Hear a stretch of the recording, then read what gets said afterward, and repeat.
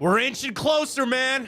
Getting that much closer to the NFL draft. I admit that this offseason and really last offseason and the offseason before that, it was a little different without having the first round pick. This is the final one. We'll get ready to go. But I do love Browns fans for the reason they love 7-round mock drafts. They love diving into the draft. So when I mention prospects' names that aren't first-round guys, you still start to know who they are, figure out what needs the Browns have. And I do think 54, you still are expecting to draft a contributing member of this football team. You want to draft somebody that you expect to get out on the field and play this year for the Browns. So this is not anywhere close to a throwaway pick of where the Browns sit, but there's a lot to go into it. There's a lot to be thought about trading back, getting some more picks, what Andrew Berry wants to do. And yeah, Ryan, we're asking him to maybe make a position pick of the position that he's lacked the most on at wide receiver. But I see these mocks. I see where the fans are at. And a lot of it is wide receiver. Some of it's defensive tackle. Not seeing a lot of offensive linemen, but we're going to help Andrew Berry on his job this fall. I don't know if he needs our help. We're going to give it to him anyway, though. And we're going to tell Andrew Berry this morning what position we think the Browns need to take at 54. What a weekend of sports, man. We got the Yankees in town tonight. I don't know if they're actually going to play that game or not. Cavs with a huge game tonight. We got our boost ready to go for the Pacers. We'll get to that. We got Time Up. We got the grid. We got the morning update. We'll get to our bracket of the week. The greatest Guardian Indian of all time. Vote on that at Matt Fontana Show. Drop us a follow there. Watch the show there. Twitter, YouTube, Twitch. It's all there on a beautiful Friday right here on Big Play. Welcome to the show, everybody. I am Matt Fontana. He is Ryan Tyler. Good morning. Happy to have alongside. We will be drunk on garage beer? No, probably more of just sports. You can have a garage beer or two. Crack one. So we'll have the Masters extended on out tonight. You'll have the guards in action. You got the Cavs. I tweeted this, Ryan. Can I get a cross-sport parlay going here? I don't see why not. So, like, if I wanted to, Cavs -2.5. I got UFC on my ticket already. I can do UFC Cavs. I can do that. We're going to do a UFC one for tomorrow. Although, it's funny, they have a boost up that I already really like. But anyway, so if I went Cavs -2.5, if I went baseball, that's going to be a little tough one there for the Guardians. I'll take him anyway on the money line. And then can I throw some golf in this? It'd have to be something with like the second round right now. You know what I mean? Golf, Masters, live, tournament winner, round matchup. Hang on, wait. Wait a minute here. Tournament. Round matchups here. Round 2. Let's see if we can find a good one here. Henley, Hovland. Go Hovland. Oh, yeah. Look at that. What's the odds? Plus 646. Cavs -2 tonight. Guardians to win. And Victor Hovland to have a better second round than Russell Henley.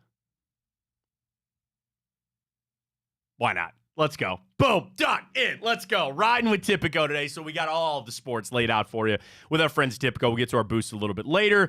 We got more Browns, or I'm assuming we got more Cavs. We'll get to the Guardians coming up. I thought it was interesting this morning. I've got power rankings for MLB out. Or do we think the Guardians are off to a hot start like everybody else? Where the hell did the Royals come from all of a sudden, by the way? And I thought they did their early season hot takes.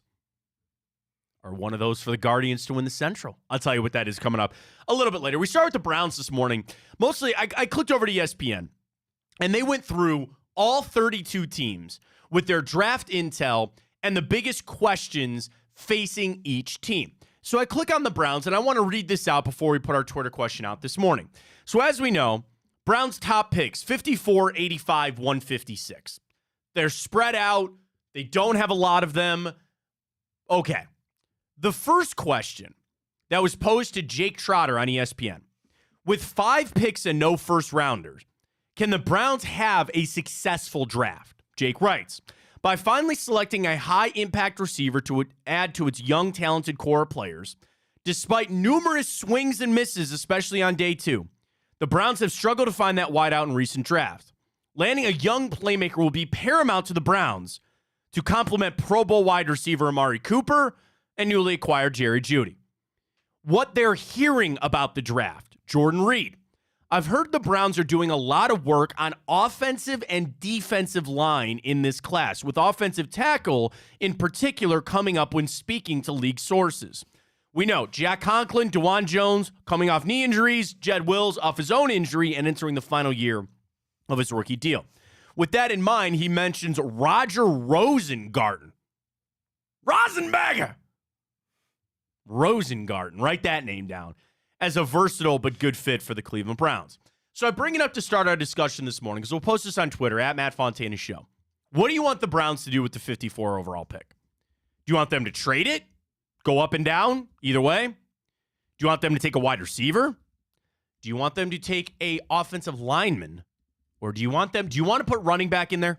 Trey Benson is the hot take all of a sudden. I want to put running back in there, Ryan, because... Yeah, we will, because we'll have 4 options. Well, I know, but I was trying to think if there's something else. And you could reply back if you really want Jeremiah Trotter Jr., if you really want a linebacker, an edge rusher, or whatever, D-tackle. I guess you could put D-tackle in there, too. But the running back one, to me, has been a lot more recent on some of these mocks, and I just don't see it for a lot of different reasons. We've discussed it, Nick Chubb, with the restructured deal. I just think that room is pretty set for this season. Now, eventually, yeah, you're going to need some replacements in there. That's fine. If you're going to have this shift, that you're going to go all in on Deshaun Watson, and you might say you can get an answer on Deshaun Watson with Amari Cooper, Jerry Jeudy, Elijah Moore, Cedric Tillman, David Bell, David Njoku. Like, would you say that to start, Ryan? Of this season, finding out who Deshaun Watson is, he's got enough talent around him, right? Oh, without a doubt. Without a doubt. Okay. So it's not even so much about right now. It is a little bit of the future because there's 2 ways that we know this is going to play out. Either Watson's the guy or he's not. Well, drafting a wide receiver, there's a chance that Amari Cooper might not be here beyond this year. Said Tillman's still a little unknown. There's nothing wrong with drafting a receiver. And then on the other side of things, if Deshaun Watson is not your guy, and you have to bring in a new quarterback, or dare I say, go draft a quarterback, would you not want more receivers for them to throw to? I'm all for option A being hopefully the one, where he's the guy, and he's going to be here, and this contract will be fulfilled. There's a great debate to be had if there's any way that he could ever actually fulfill this contract. We all know what it would be, winning a Super Bowl. But I don't think receiver is ever a bad option at 54 for the Cleveland Browns. You know the sea of receivers that are coming out right now. And this class is really good. Ryan, what was the mock the other day? 15 guys went before the Browns picked at 54. 15? And you look around the league and you see just the immense amount of talent. Get fat on that. Go ahead. And eventually, because wait for this to happen, that market is going to crash. No, not that one, the other one. The wide receiver market is going to crash because eventually you are going to have 12 and 13 and 15 receivers that actually are good enough to command $20 million. Here's the thing. They're not all going to get that. We are entering what could be a golden age of wide receivers here. And there's a lot of reasons for that, which you discussed. Andrew Berry's brought it up. These guys are running NFL route trees in high school. They are entering college polished as receivers, and that is now translating to the NFL. Is that not the sexy position to play? It used to be quarterback. It used to be running back. Now, everybody wants to play wide receiver. Quarterback would probably still be number 1, but you know what I'm saying. Everybody wants to play receiver now. If that trend is going to continue, you keep taking guys on rookie deals. Spend your money elsewhere. It's almost become a position that you draft one every year. For me, my rules have always been you draft a corner and an offensive lineman every year. Every single year you draft one. On the off chance you catch one. I'm starting to think now wide receiver is that name. And with where the Browns sit, the rest of their roster, Is the wide receiver position still the most efficient? Probably not, right, Ryan? I would say probably what? D-line? I see even D-line you re-signed a bunch of guys. Like, what would you say is the most deficient position for the Cleveland Browns right now?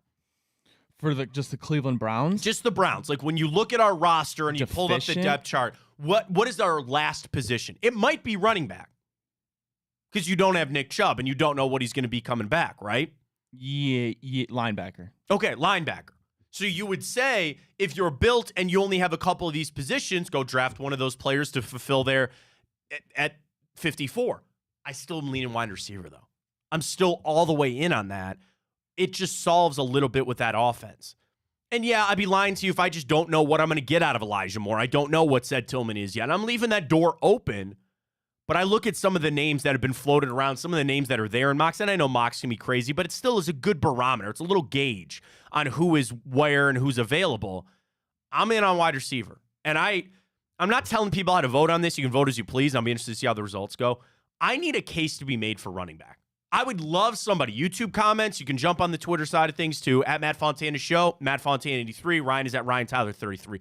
Make the case for me for running back. If you really want the Browns to take Trey Benson or Brooks out of Texas, do you really want one of those guys? I need a case to be made for me. I do not see that at all. You have 3 paid guys already on the roster, and you will get Nick Chubb back at some point. Running back is one that I think that's dead last on my list. I could make a case for any other position except running back at 54, yet it keeps coming up in mock drafts, and I don't know why. I have no idea. I get people trying to connect dots to Chubb and all that kind of stuff, but dude, I think people are really missing the mark there on the running backs at 54. I think it's more of, I mean, it's hard for an analyst to be as in tuned to have the pulse of a team as we do because we're focused on the Browns. That's kind of supposed to. Well, that's the thing, but the reality is it's 32 teams. Yeah. I mean, they're either projecting Nick Chubb isn't going to come back. I think you spelled wide receiver wrong. It doesn't look right. Did I? Yeah. I before E except after C, Ryan. Doesn't matter. Don't fix it. We already got votes. Yeah, people. Do you ever see that where it's like I mean. before E, but except like in a whole list of words? Yeah, I did spell wrong. That's all good. Can I edit it? I don't. Do we pay for that? We do, but for some reason, some tweets you can edit, some you can't. It's all right. Here, wait, no, here it is. You ready? Can I do this real quick? I before E, except after C, when your foreign neighbors Keith and Heidi seize their 8 counterfeit heifer sleighs from feisty caffeinated weightlifters and an average height in a heist. Weird. All those words, buck that trend. Yeah, all right. I'm just saying. It's all good. People got the point. They got where I voted for wide receiver. That's where I got. I'm sorry, I didn't mean to derail you on your point there. What were you saying? I don't even know. That's all good. Yeah, we're all just turned off on that. Sorry about it. Wide receiver is up there. That's my vote. That's wrong. I need a case to be made for running back. I really do. The other part of this is the trade, right? Where, okay, there's something about like us and mock drafts that trades are fun. You see everybody trading up in the first round to go get this guy. And I sit where the Browns are at. Do they need to make all of their picks this year? Not necessarily, right? A rebuilding team, you collect as many as you can get. And then eventually you'd like to become, I don't want to say like the Cavs of the past because the NBA is so different than the NFL. Cavs are giving away draft picks left and right because they didn't need them. Their team was built. They're good to go. The NFL is so different. You have got to find guys on rookie deals. Find me any good team that doesn't have at least a couple of contributors that are on rookie deals. And eventually the salary cap, it's real. I know that. You got to move it. You got to manipulate all that. So I'm not all for Ranger Barry just giving up picks. But I will tell you, that would actually upset me more than anything. Even more than a running back. Is if the Browns traded that pick. If they went up, maybe not. But I do not want them trading it back. And the reason and the case could be made to do it, because if you do have to rebuild, and you've got to leave that door open at this point, you got to rebuild, you need picks. And you and I and everybody else that just do this for fun and do mock drafts and that crap, you say, oh, what's a 4th round pick? Who gives a damn about a 5th round pick? Not NFL general managers, not GMs. And the other thing that I really subscribe to, with this new NIL bullcrap, you're not getting good quality guys anymore in rounds 4, 5, 6, and 7. Because if you're a 6th round pick, you're going back to school. You're going back to make your NIL money. So the real hit that is going to happen with the NIL is in your middle rounds.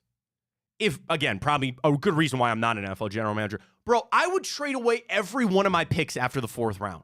Seriously. Yeah, you could find me a guy in the 6th round and tell me how good this was and this and that. Beyond the 4th round, your hit percentage of finding a really like a starting level guy. And I understand you got to fill out a roster and you got back end guys and you need special teamers and all that kind of stuff. I'm trading away everything beyond the 4th round. That really means nothing to me. And you could use that to move back up and make your picks. But the Browns are coming from a stance of strength. They don't need to rebuild this team. It's time to go. Now is the time to go. So I try to get up as far as I can to the draft, high as I can, to get a guy in here for the now. For the now, and certainly, obviously, for the future of whatever that might play out as well. But I just wanted to see where the fans are at today. We're over a week away. Well, actually, Ryan, we'll be making our selection in 2 weeks. 2 weeks tonight, the Browns will be making their pick there at 54. Again, if they move up or back. Please cast your official vote on our Twitter question this morning. What would you do with the Browns at 54 there? I've been leaning more towards, as the draft creeps up on us, more so offensive tackle. Okay. It's for me, it's between wide receiver and offensive tackle. I don't want a running back, obviously. I wouldn't like to see them trade it back. You're at the point where you're the Browns, you're able to just pick the best prospect at the spot, right? I mean, offensive line, we've seen how decimated it can get. It's probably the most injured group in the NFL as a whole, I would say, with dudes in the trenches every play. I mean, you don't know exactly if Jedrick Wills is the future. I mean, you look at Conklin and them coming off an injury as well. I don't know. You like you said, you always take a tackle and a DB in the NFL draft. I mean, unless there's a receiver like that, like if Malachi Corley was there. That's 54, my guy, man. Like, I'm all sure, in on him. Man, I'm in on taking Malachi Corley. But at the end of the day, if that mock that I mentioned where 15 receivers go before the Browns pick at 54, I'm not just picking a receiver because I feel like I need to pick a receiver. I'd rather get an offensive tackle that has potential for the future if the need comes to be. And like you mentioned, the future is wide receivers. It's every NFL draft in recent hit, like it's getting more and more receivers. And you can't have enough. Yeah. That's one position. You could say that about offensive linemen, sure, and corners. I don't feel like you can ever have enough good wide receivers in today's NFL of where we're going. The other thing that kind of, what you're talking about that spurred me on this, the Browns get to sit back and evaluate that first round. Would you agree with me that trading into the first round is extremely unrealistic for this team right now? Probably. With that in mind, they will have the whole night and all day Friday to see who comes off the board, right? There are some of these tweeners. Ryan's guy, Ladd McConkey, right? You look at Leggett. You look at, I've even seen some mock drafts that don't, not Corley, but Franklin. God, who else? Not Ricky Pearsall. There's another receiver. Xavier Worthy? Maybe Worthy. That's, yeah. And Adonai Mitchell, too. Those guys are most likely first rounders. I've seen some mocks that they're early in the second. So here's another thing to help Andrew Berry. He's going to see how that first round plays out. He's going to sit down late Thursday night and go, all right, we have this many picks to us. These are how many receivers are left. Can we work a trade now? You have time on your side. You have all day to try to make these moves or at least have them in place. See a couple of picks come off. And I think moving up 10 spots doesn't seem like that bad. It's not like you're moving a mountain on that. Maybe that's another help for the Browns. Maybe that's another big piece of where the Browns can help is having the whole night over to try to make a move to go up and get a receiver, if that's truly what they want to do. They might sit back and say, you know what, we are truly best player available. We are truly seeing how the board plays out for us. And whatever position it is to add to this team, as we've said, if they had to play a football game tomorrow, this should be a 10-win football team. Health aside, which I know is a big part of it, when you're a healthy team, you should be a 10-win football team, no question. R.I.P. Garage Beer. Ryan has had this flag up behind him. Here, put your camera on so people can see it. He's had this flag up behind him, and he's taped it every single morning that we've come in here. Get a pin. Just pin it to the wall. We got to tell people about our friends at Garage Beer. We love them very much. There it goes. Getting it back up. Studio's falling apart on us, man. I don't know what to tell you. Did you tape it this morning or was still taped up from yesterday? Oh, God, man. We're not even making a half hour into the show, and it's already falling down. We got to get that figured out. Back up. Garage Beer. We got to get them in for our gaming thing here as we take on Cincinnati here in this gaming thing. Garage Beer seems like a massive fit for that. Good to go? Got it? All right, here we go. So this team is built as they are. Yeah, you're afforded, I guess, that best player available, but we'll see how it goes. So vote on that. At Matt Fontana Show, we're up there. Saw this yesterday, too. Highest cap hits in 2024. Warren Sharp. Deshaun Watson, $63 million. Dak Prescott, 55. Stafford, Kyler Murray, 49. Daniel Jones, $47 million for the Giants. Patrick Mahomes at $37 million. Think about this. Deshaun Watson's cap hit is $26 million more than Patrick Mahomes. Man. I don't know how Andrew Berry has frankly done anything with this deal. And listen, I will not be able to buck how I feel about this. I just have this gnawing fear that this isn't going to work. And this debate is over and over and over again all offseason. I'm not here to have it again. We got to wait to see how this plays out.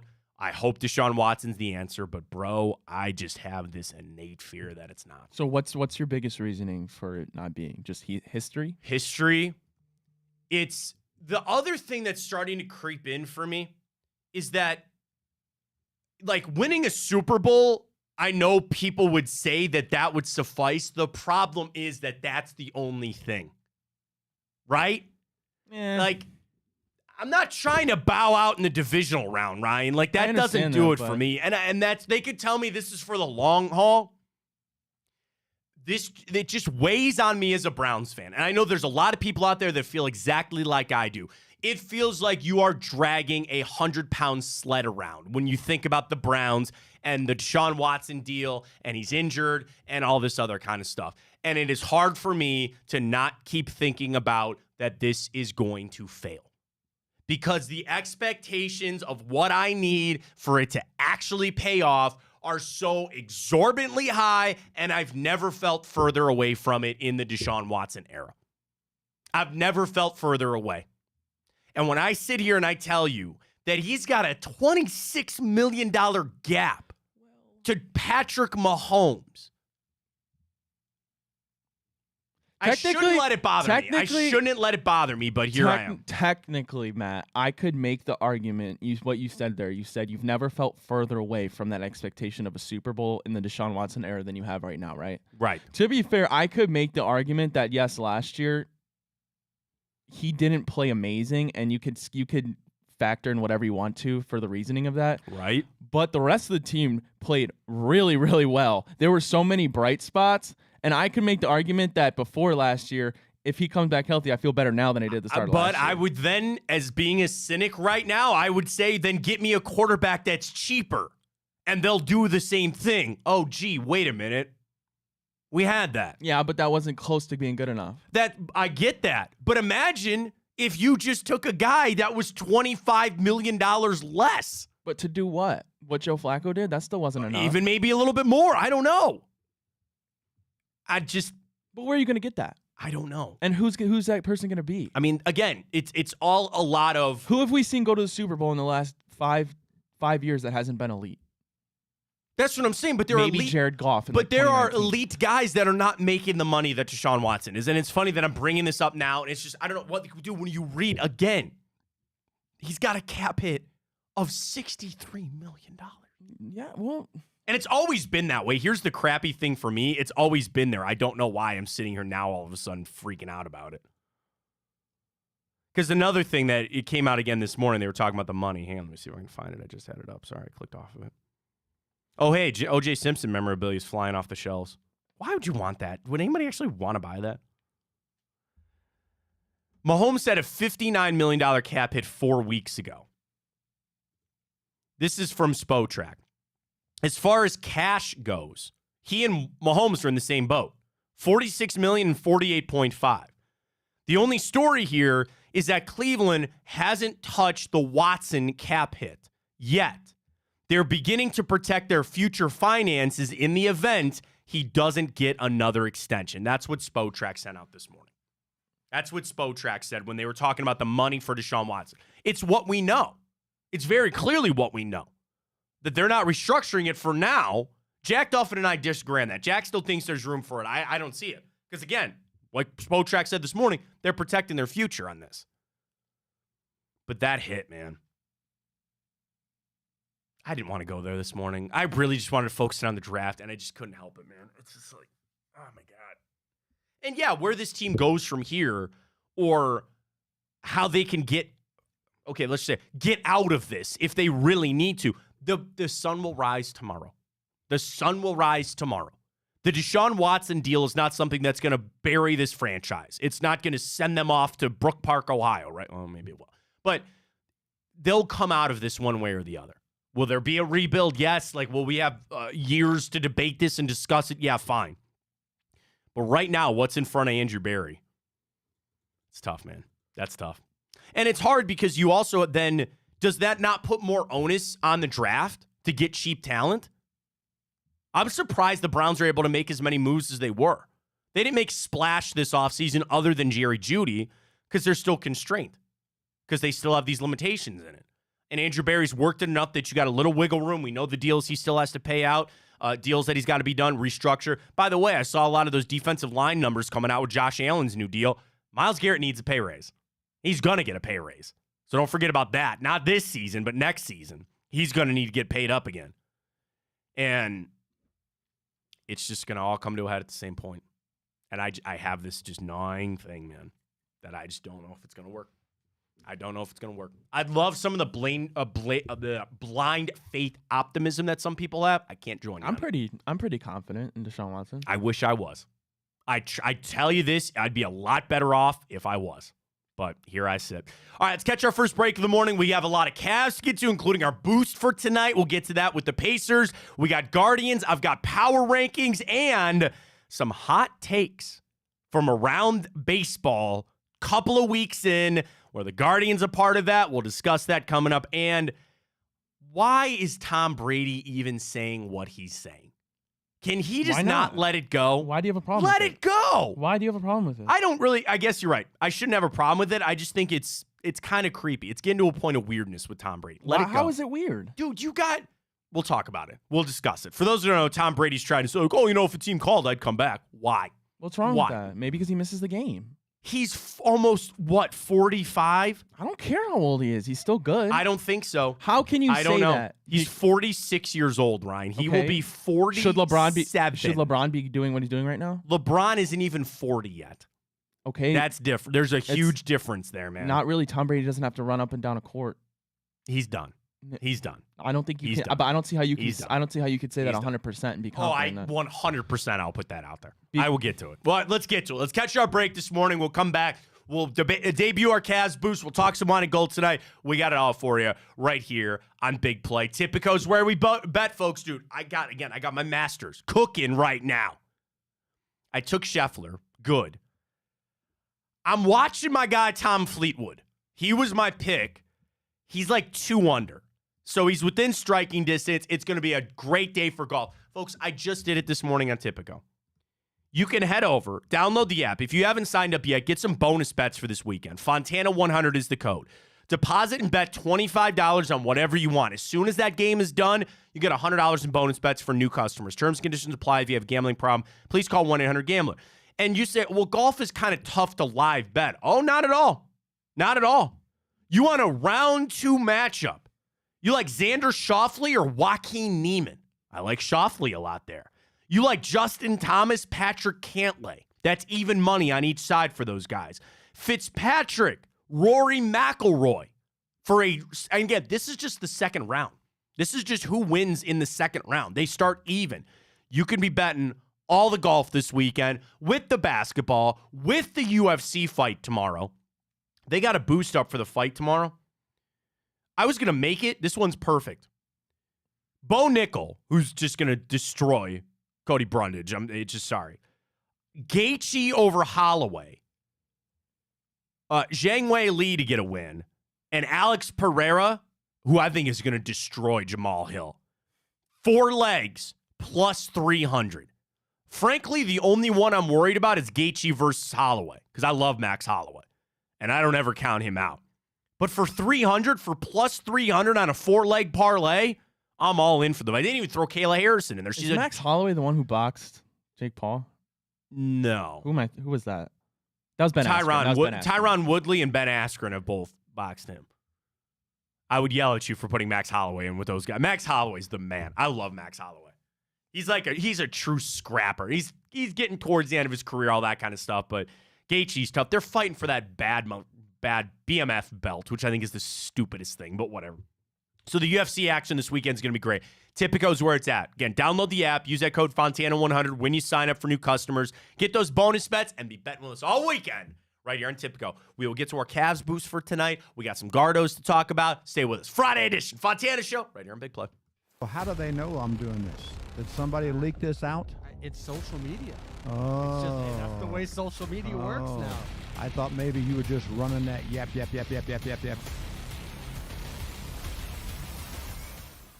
Welcome to Big Play, a sports media team that started back in 2014, and now we're not in a garage.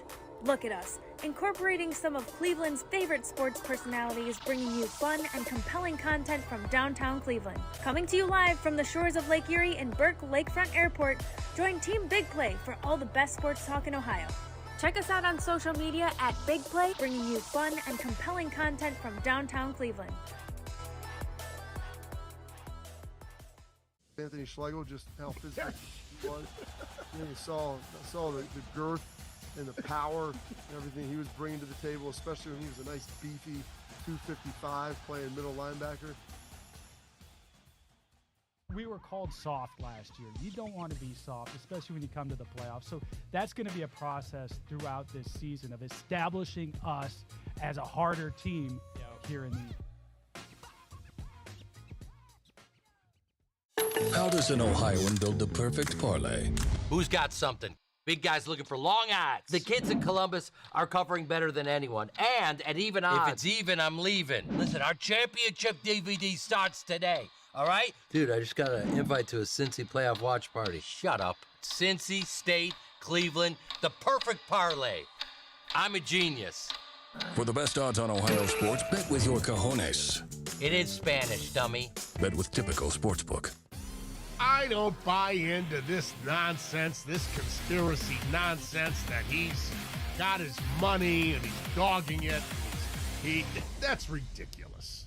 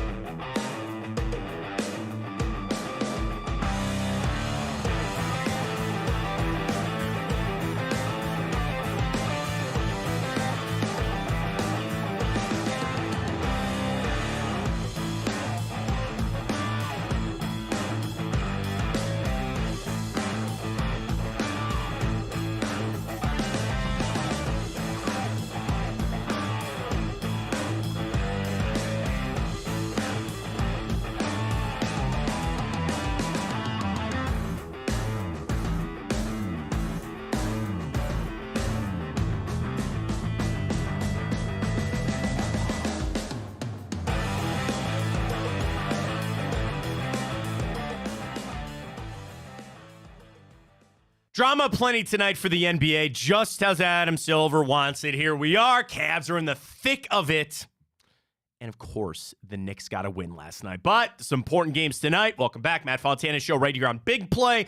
Follow us on Twitter, at Matt Fontana Show. We're up on YouTube, Matt Fontana Show, Twitch, Matt Fontana Show, and Instagram. Same thing, Matt Fontana Show across the board. Twitch, YouTube, Twitter, Instagram. Drop us a follow there. Follow along with the show. So here we are. We wake up this morning in the 4 seed. Now, we are a game up on the Orlando Magic, but now a full game back of the New York Knicks for 3. I'm just going to say this now. I'm fine with the 4 seed.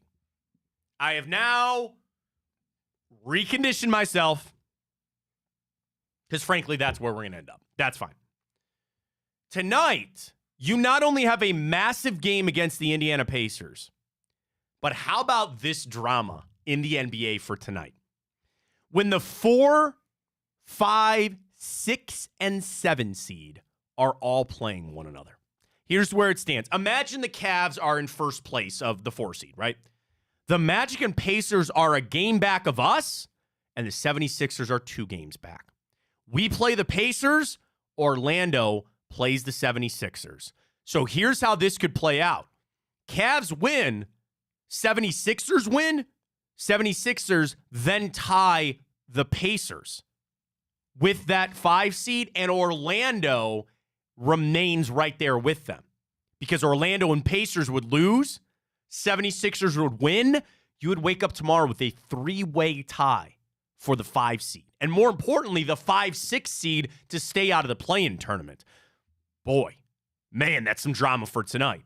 And then for the Cavs, who have that lead, but again, doomsday scenario, you lose, Magic win, and like let's say the Pacers win too, we're dropping to the 6th seed. Now, the only positive on that would be that would mean the 76ers would lose and you would clinch staying out of the play-in tournament.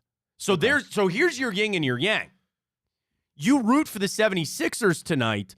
They win. That helps you stay in the 4 seed, but it opens the door of falling back into the play-in tournament if you lose. And then again, Sunday's game would be vitally important for the Cavs.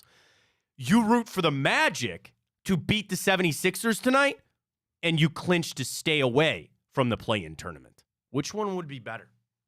I think the latter, because I just want anything and everything to happen for the Cavs to avoid the Sixers in the opening playoff round. Okay. And I think that's the most important part. So again, you play it out. Let's say we win, 76ers win. We're still facing the Magic, but then the 76ers would be then tied. You could face them in the 5 seed there, depending on what happens on Sunday.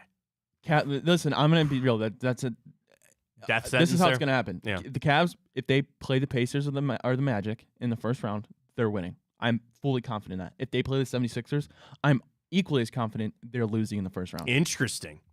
So that's why, again, tonight, let's give you some of the I'll give you the spreads for tonight. Cavs are a 2.5 home point favorite. Philly is a 7.5 point home favorite against the Magic.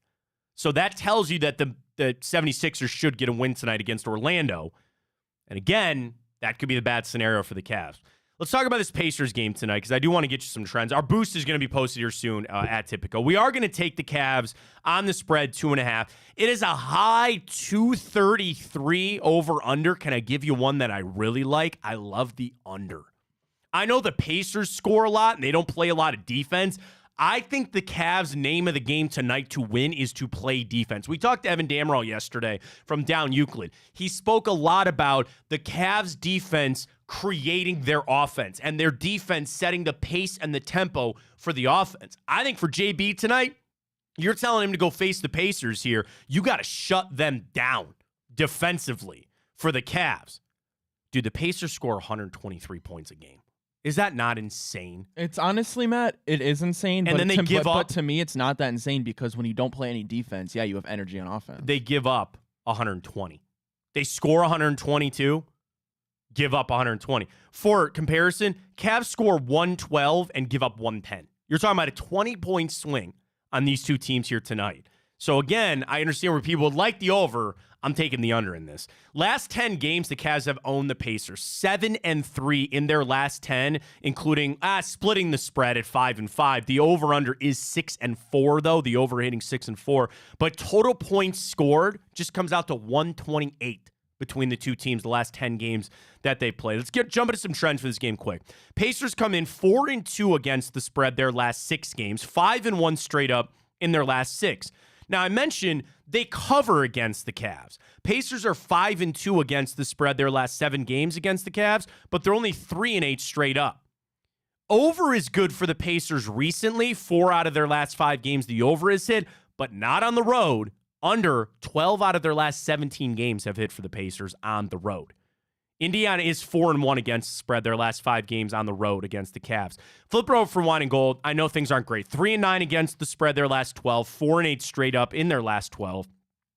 Over has hit 7 out of their last 10 and 6 out of their last 9 against Indiana and 6 out of their last 7 at home. That being said, they've had some low over-unders recently. I love the under. We didn't put that in our parlay for tonight, but I love the under for the Cavs.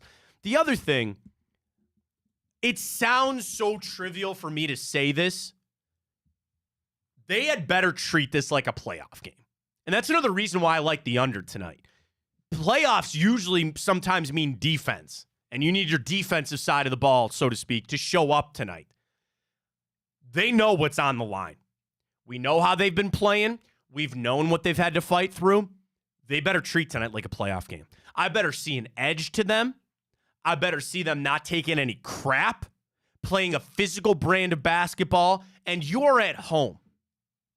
I don't normally guarantee things on this show, Ryan, when it comes to betting, because I know how things can go. Cavs -2.5. Book that. They had better do it. Let me just put it that way. They had damn well better do it tonight. Because I don't want to have to wake up on Monday when we do this show. And I know we got Sunday's game as the throwaway there. Fan appreciation day of that Rock Mortgage Fieldhouse. Great day and all. I enjoy it. My buddy Nick texts me. He goes, I got free tickets. Is it a throwaway game? Well, it should be. I don't know. We'll have to see how the standings go, right? But what I'm saying is I'm fine gearing everything up to say this is a playoff game. You need to treat it this way. I know the Pacers are going to treat it that way. Cavs damn well better show up tonight. Is that bad that I'm at this point of the season, I'm wondering about the mental state of my team and if they're going to show up or not? Effort and physicality, things that just seem so, like I said, trivial. They seem so, oh yeah, of course they're going to get that. And here I am questioning as we're getting ready for the playoffs next week. Like, they better, it better be it. This better be it tonight. And I tell you this, I do feel confident. I feel good about where the Cavs are at. And having a little fight the other night and having to come through that, I need them showing up like, I want to see them lasered. I just want to see them so focused. Because I say that. It just hits me that I think this team has a severe lack of focus from time to time. And I don't maybe like saying this word because it's kind of a shot, but they seem like a really immature team sometimes. They really seem like a team that is kind of void of leadership.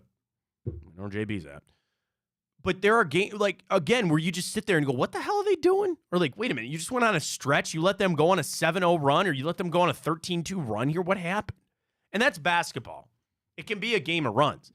But even just some of the games, even from the jump, I just don't know what this team is. I'm so confused when I see them start playing and they don't look like themselves. The other thing is, tell me that within 5 minutes of the start tonight, you're not going to know who this team is and where we're going to be at. You ain't coming back on them like you had some of these other teams. Do not look at that Grizzlies game and say, oh, yeah, we'll pull that on the Pacers. Not going to be that easy, man. It's not going to be that easy. Also, big matchup for tonight, Siakam. I'm going to look at Evan Mobley. He's part of our boost tonight. He's been shooting some threes. We'll get to that a little bit later. I'm looking at him a lot for tonight as a big matchup. I'm confident on the Cavs. I think they're going to get this done. I feel pretty good about it. Guardians! Yes, sir. Yes, sir. Are they going to play tonight? Probably not. I would guess not. Probably not. Let's pull up the radar here. My Uncle Jerry, whose birthday was the other day, by the way. I shout out to him. You confident in the Yankees? In the Guardians? Well, I'm yeah. not. I mean, I'm here's not. the thing. The confidence, we're talking about confidence with the Cavs versus confidence with Guardians. Like, the Guardians, as we know, it's so different with the length of the season. Oh, bro. Oh, my God. Just green. Look at that. Look at that. That's, oh my God. Holy cow. They ain't playing this game today. There's no way in hell. Nope. 24-hour one. Let's see. They're supposed to start at what, 6 o'clock tonight? That's the radar at 6 o'clock. Yeah, I don't think it's going to happen. They're not playing tonight. No, I'm confident in them. And the thing is, a little early tester. Now, the thing is, look across baseball. Here come the Royals out of nowhere. Interesting stuff. I want to do power rankings, and then also they went around MLB, their early season hot takes on some of these teams. And I want to run through a few of them, so let's do it. I want to start with power rankings. Where do you think the Guardians are at when it comes to the MLB power rankings? Number 10. Number 10. I'll start at the top here. Number 1, Dodgers, Braves, Yankees, Orioles, Rangers, Phillies, Astros, Cubs, Red Sox. On the nose, Ryan Tyler, 10. I read it. 10. Oh, you could have just taken credit for that. Could have just taken credit. No, I read it yesterday. Oh, good. I was happy with 10, but then again, I looked at the teams ahead of them, and I understand the Astros because of preseason, the history. But it's a little bit ridiculous that what the do you, Red Sox what do you then what do you contribute in these power rankings to? If you're going to base it off of last year, then why have these power rankings? I don't understand it. They just got swept by the Royals. David Schoenfield I know that, right, and they got smoked by the Royals. Smoked. Schoenfield, his write-up is all about Shane Bieber. His write-up is all about what he expects out of. I was like, what? Why is your whole write-up in a power ranking saying about Shane Bieber, and then why are they 10 if you're not even talking about the rest of the team? No, I get. Yeah, right, exactly, and that's the biggest question. You could, okay, I get it, but it's you power could be rankings. writing It's about. not, You could be writing about. That was lazy. That was lazy. No, I don't know about that. That was lazy, Matt. Here's my thing. I could look at it to say, like, you could write about the bats, right? But the biggest thing was Shane Bieber.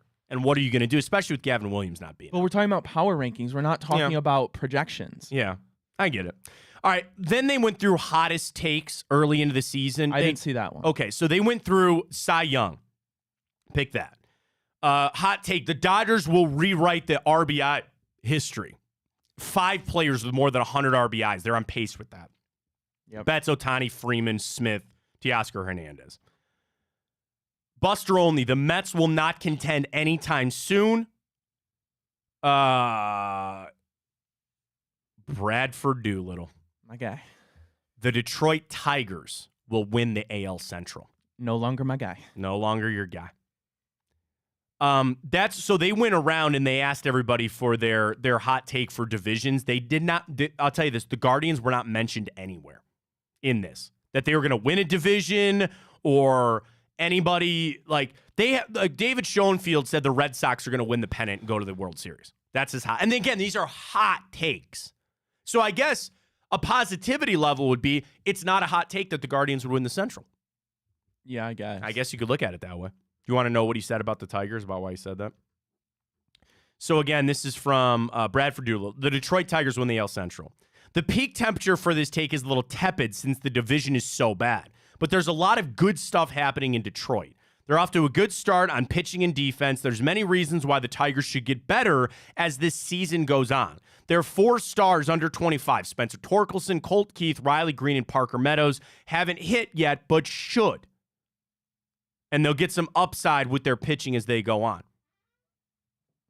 Picking any team to win the AL Central outside of the White Sox is on the mild side. So what he's saying is you could just throw them in a hat, pick somebody out, and that's probably a good bet right now. He said we're likely to see the rising Tigers raising the heat in Motown. So here's the thing. This division might actually start to be competitive again. Now, the level of competitiveness versus the other ones, not the same, but there's still a level of competitiveness because there's 3 teams that you think could fight this out. How confident are you in the Guardians to win the AL Central? I put my hard-earned money on that. The thing is for me is I don't get me wrong, the bats have been the most pleasant surprise if you ask anybody about this team. I need to see the pitching, Matt. We've yet to go the longest outing, 6 2/3 in it. Now you lose your ace in Shane Bieber, Gavin Williams. We don't know exactly what he's going to be like when he comes back. Logan Allen hasn't looked right. Tanner Bybee. It was one bad start. Okay, I Tanner get it. Bybee hasn't looked right. Well, and then you got Carrasco. Can you really rely on Carrasco to be a legit? Well, as a 5, sure. I mean, I get. Here's what I'm going to say, which I agree with you. I am a little concerned about Bybee, and I guess to Allen about sophomore slumps. In baseball with pitching, and I guess hitters to a point too, it's all about once they get a book on you. And I'm not discrediting what what Tanner Bybee did last year. It was really impressive. But now guys are seeing you for a 3rd, 4th time. Teams are seeing you for a 3rd or 4th time. They're kind of figuring, and there's just one bad start. I believe that they're going to improve and get a little bit better. But if you're going to hit that way, what has been the mantra for the Guardians for years? The pitchers can't give up 3 runs because we're not going to be able to win because we can't put up offense. We're putting up numbers now. We're starting to hit. We're starting to manufacture runs. It takes pressure off of those guys. I understand that, but I'm still uber confident. But my thing is, you're getting the Yankees in town, then you have the Red Sox, and then you're going to be having the Astros. I mean, that'll be the test. But for me, you lose Shane Bieber. I mean, Matt, who are you confident in to go in a playoff game, go 7 innings, and really set your team up? It's not Bibee right now. It's not Logan Allen, Tristan McKenzie. No, who is it? You sure as hell not Carrasco. I get it. I know. You need Gavin Williams to come back. Maybe he'll be it. I don't know. Yeah, I'm not confident at all in this in the starting pitching right now, and that was supposed to be the one consistent thing. Yeah, I get it, and that's the thing. You got to see it. Got to see it. Here it is. All right, one final thing before we catch our break into the morning update. Did you post the question you wanted to ask everybody? Yeah. Did you post it already? Yeah. Tom Brady comes out yesterday. This guy can't let it go, man. And I get it, okay? I understand that this was his life. He's the GOAT. He said if a team came calling that it would be hard for him to say no. Of course it would. Why would it not be? He's 47 years, or will be 47 years old on August. What's your point? Let it go. Then why aren't you telling LeBron to let it go? There are almost a decade different age in that, Ryan. And they're also very different roles in what they have to do. I get it. Okay, here's my thing. LeBron's telling LeBron is about to hang it up. He's almost done. He's got 1 to maybe 2 years left. He's still a top 20 player in the NBA. It's not even close. The other thing, mark my words, when LeBron is done, he's done. He's not going to play this game about, I'll come back or this or that. I look at Tom Brady, bro, you got a answer my question. Fat Answer contract. my question. Go to CB, or where's he going? Fox, right? Go to Fox. Get in the boost. Figure something else out. It's not as fun as playing on the field in that get locker room with your brothers. Okay, here's the other thing. Answer my question. Answer my question. What's your question? If Tom Brady played next year, no. Absolutely not. I didn't even finish the question. I know what the question is. And you're okay. Then I dare you to give me 15 guys right now that play better than Tom Brady. Next year? Do it. Go ahead. Give me 15 Patrick guys. Mahomes, Josh Allen, Tua Tagovailoa. And I would argue that. See, that's the problem. Is you're going to be debating and pushing back on some of these guys. Why would I be confident to say Tua Tagovailoa is going to be 46 years old? And you can apply that to any other person. You're talking about the greatest player to ever play football. He's been out of football for 2 years now. I don't care. Oh, I do. I do. Okay, keep going. Okay. You're at 3. Okay. You're at 3, and 2 is not a great start for number 3. Keep going. Okay. Keep going. All right. Again, I'm going to restart and rip through, okay? Patrick Mahomes, Josh Allen, Joe Burrow, Tua Tagovailoa. I should probably go by division so it's a little bit easier. Pull up a list of quarterbacks, man. I'll feel free. I'm not testing you on this. No, I know. I'm trying to go by division. All right, let me start AFC East. Okay. Josh Allen and Tua, no questions. I could give you Aaron Rodgers. I would say, who would you rather have starting for you next year, Aaron Rodgers or Tom Brady? I'll give you Aaron Rodgers, sure. But I mean, let's not act like that's a leap in bounds. And I'm not acting like 2 is leap in bounds. AFC North, Lamar, Joe Burrow. That's it. I'm not going to bring Watson in this conversation. There's no way on God's green earth I'm going to say Russell Wilson. Okay, so there's 5. AFC South, I think Trevor Lawrence would be better. You and I did. You fine? Got to give it to me. C.J. Stroud, yes. There's a world Anthony Richardson would be, but I'm not even going to give you Anthony Richardson. Okay. All right. AFC West, very clearly Patrick Mahomes and Justin Herbert. No debate there. Sure. I'm going to push. You're already at 9. Okay. We haven't even touched the NFC. NFC East, Dak and Jalen Hurts. That's 11. NFC North, Jordan Love, yes. Jared Goff, yes. Not anybody with the Bears. I'm not going to put that on Caleb Williams, and it's not going to be Sam Darnold. NFC South, Kirk Cousins.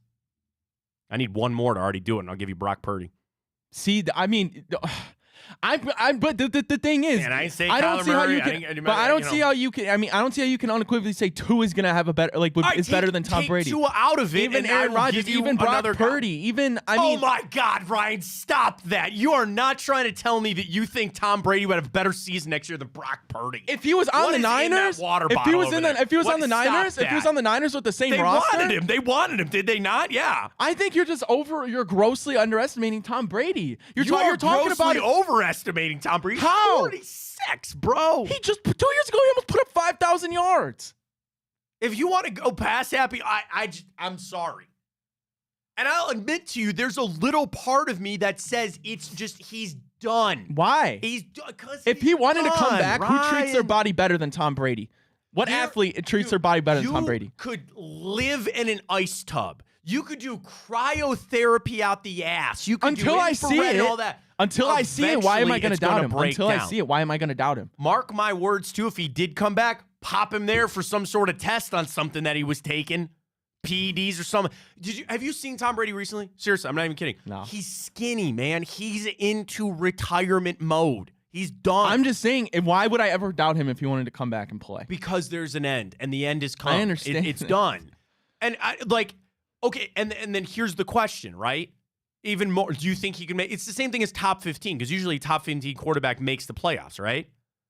You're asking, and it depends about what team When has would he come. missed the playoffs? All right, let's do this. A fun little exercise here for us now. What team would come calling? I instantly, you know the one I thought of. You and I should be on the same page with this. What team would come calling? What is the first team that would come calling for Tom Brady? The Broncos? No. Same division. The Raiders? Yeah. Yeah, maybe. You know it would be. Yeah, I mean, there's a connection there. But then he's got to give up that steak or whatever that he's trying to buy still. It still isn't done. I'm just saying. I think the Raiders, were they not actually even mentioned by Brady or something? I still think Tom Brady would be a top half of the league quarterback. So here it is. He appeared on the Deep Cut with Vic Blends podcast. Was that tattooed guy? Is that who that was? Is that where I saw that Vic from? Blends? Yeah, I don't know who that is. There's like a haircut guy. Is it? I don't know. I think it's a haircut guy. Okay. And the question was if he'd pick up the phone if a quarterback needy team called. And Brady said, I'm not opposed to it. I don't know if they're going to let me if I become an owner in an NFL team, but I don't know. I'm going to be in good shape. I'm always going to be able to throw the ball. So to come in for a little bit like Jordan coming back, I don't know that they'd let me, but I wouldn't be opposed to it. You're telling me that a guy with the greatest football IQ there's ever been I am leaving. couldn't just come in and I get it. I'm leaving room open to what be you're talking about, the other intangibles with Tom Brady. It's just eventually the body is going to give up. What can Brock Purdy do that Tom Brady can't still? He can move, man. He can make the plays. You're talking about a system quarterback. And if Tom Brady really wanted to come back for a half a season, because again, I don't think there's any way on God's green earth, with all the rain, my lawn is looking green, by the way. There's no way on God's green earth he's making it 17 games. Come on now. There's no way. So what? Okay, so could you imagine this? He doesn't get the call at the start. He goes and takes that cushy Fox job, and then in the middle of a game, they call him and they go, hey, man, what are you doing next week? And he leaves the broadcast booth. Fox would have a heart attack. I don't know who the major guy at Fox is, or woman, whoever the president of Fox Sports is. They'd have a heart attack. That's my other thing. Tom, there's other things to be had, Tom couldn't do what Flacco did last year? Dude, imagine, okay, would you not say that one of the biggest things Answer about... that question. Answer that question. I'm answering the question with a comeback here. What was one of the big things that everybody was so shocked about Joe Flacco Yeah, I doing when get he it. did? Okay, because he had Answer the like question. one play where he scrambled and he looked kind of mobile. What is the one thing that everybody said, I can't believe Joe Flacco is doing this because... He's old. Tom Brady's 10 years older than Joe Flacco, who's old. Put that in perspective. I don't care. Joe Flacco. He's the GOAT. Who everybody said, this is an amazing, incredible thing that he's doing at 38. Tom Brady will be 47 when the season starts. He was 45 and he still threw for almost 5,000 yards.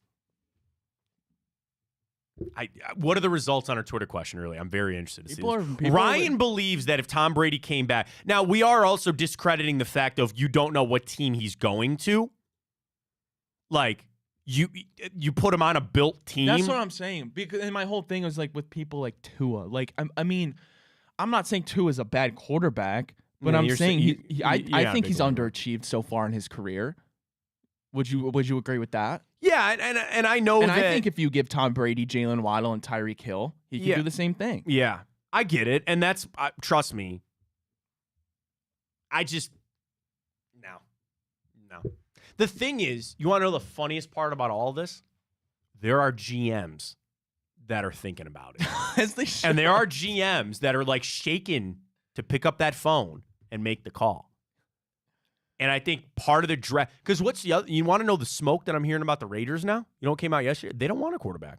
Jay Wiz, he'd be a massive upgrade over Watson. That's not true. That's not true.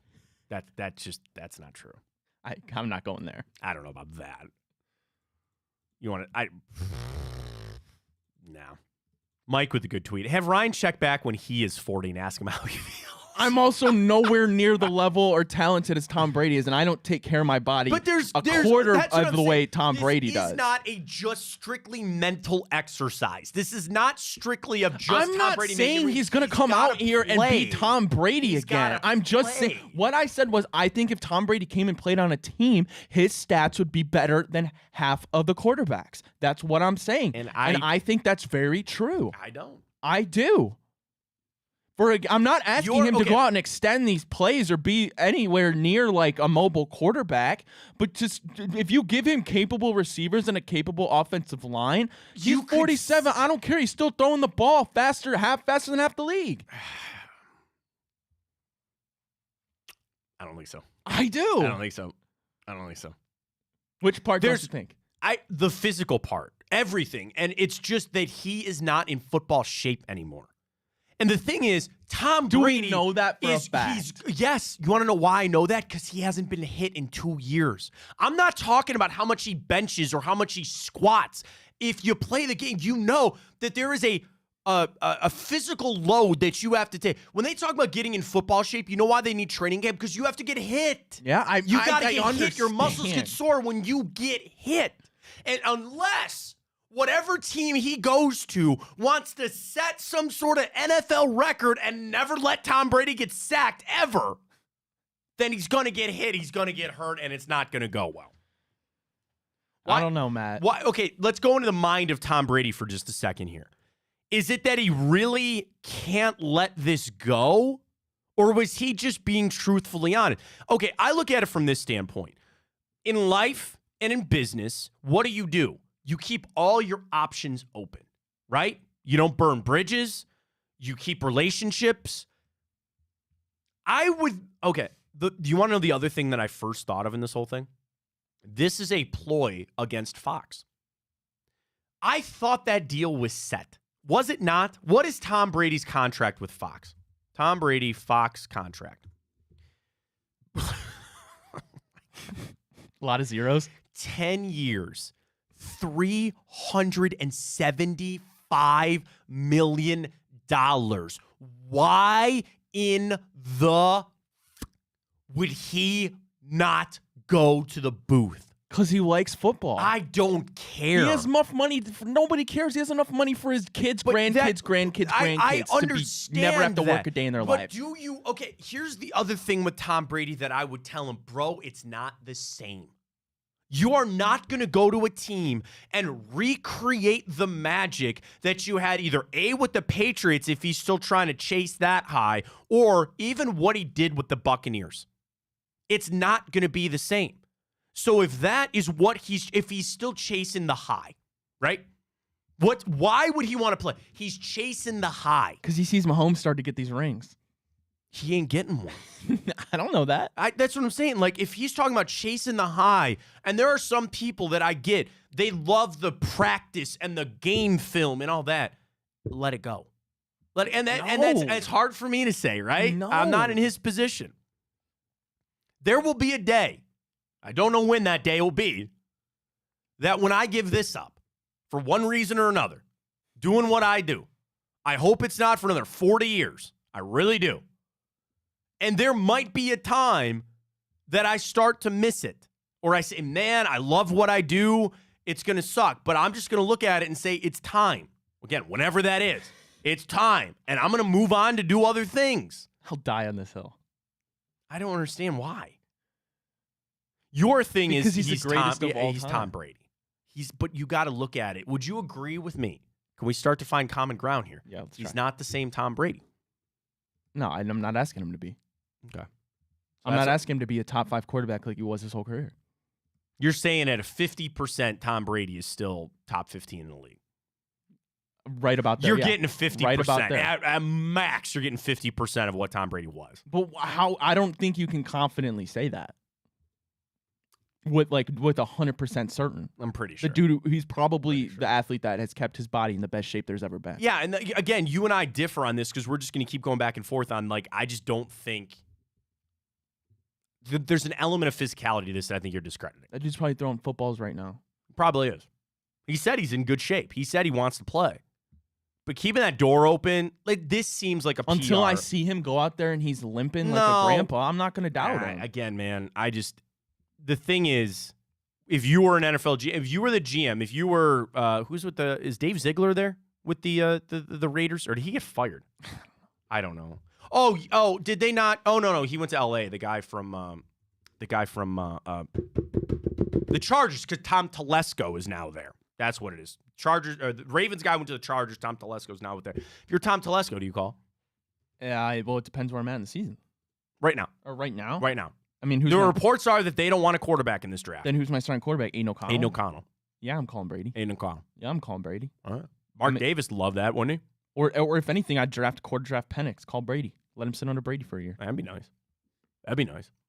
Again, would you call him as this would be it? This would be the last go. And if Tom Brady, okay, imagine if the Panthers called. Imagine if the worst team in football. I know they have Bryce Young, but just indulge me here for a second. I don't think he's coming back for some crap ass team, right? No, probably. He not. wants to come back for a team that he feels like he can win. And how many of those jobs are open? Which would be the Raiders. That's what I'm saying. I can't even think of other teams. So bring him to Las Who Vegas. would call? Tom Brady in Las Who Vegas? would call? Come on, that's a story right there. I'm trying to pull up these teams real quick. I'm throwing to Devontae Adams. What if the Patriots called? He wouldn't go back there. I know he would. Hey, Bell's gone. What do you care?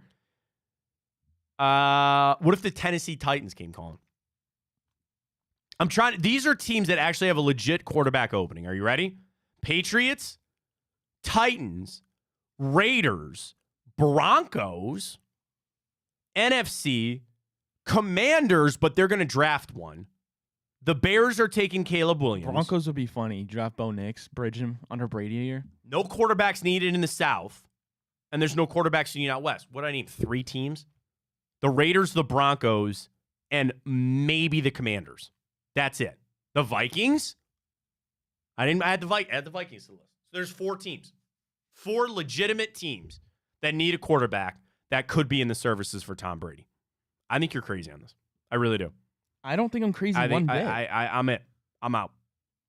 And again, if I'm a GM, you're just delaying the inevitable. Like you said, draft somebody you want, like maybe a bridge or something. I don't know, but I'm all the way out on that. All right, let's get to the morning update. Want to update the Masters as we're rolling on. That poll will still be up at Matt Fontana Show. We'll get to that coming up as well. We got time hop, busy day in that. And we'll get to our Cavs boost for tonight with the Pacers. Stay with us, big play. Big day today, as always. Big play, big bets coming up a little bit later today. Those guys get their Masters picks in? I didn't see them. I'll be asking them the Tom Brady question. Okay. Ask them that. Coming up. Last night, Big Play Cincinnati show. We have the challenge. Sounds like it's been accepted. We just got to have to figure out a date to do. What do we want the sanctions to be? We got to figure out. So here's where it is. Let's start a group text. Ryan and I game, and so does Drew Garrison, and I believe the Bengalorian. I think the Bengalorian is in from the Big Play Cincy show.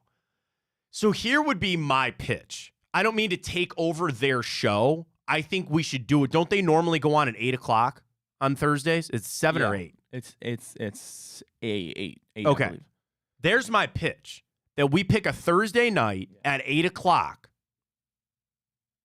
What if we did it during the draft? During the draft? I don't know, because I'm trying to think we could have some fun talking about the draft, but the Bengals have a pick. So we don't, but they do. All right, why not maybe the Thursday after the draft at 8:00, and we get down, and we could either do time, like we play for 2 hours and however many games we get, or we do 5 games. There's a lot we got to figure that out. I think we get Garage Beer involved with this. Yeah. I think I like the idea of just going straight 2v2 gulag, best of 7. Okay. Rather than the Warzone thing. I think that's way more doable. Yeah, and we want to make this good for people. We want to make it viewable for the people. Like, we want people to have fun while they're watching.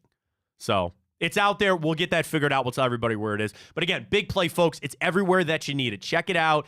Bigplay.com for all of our merch. Is that giveaway still happening for the shirt?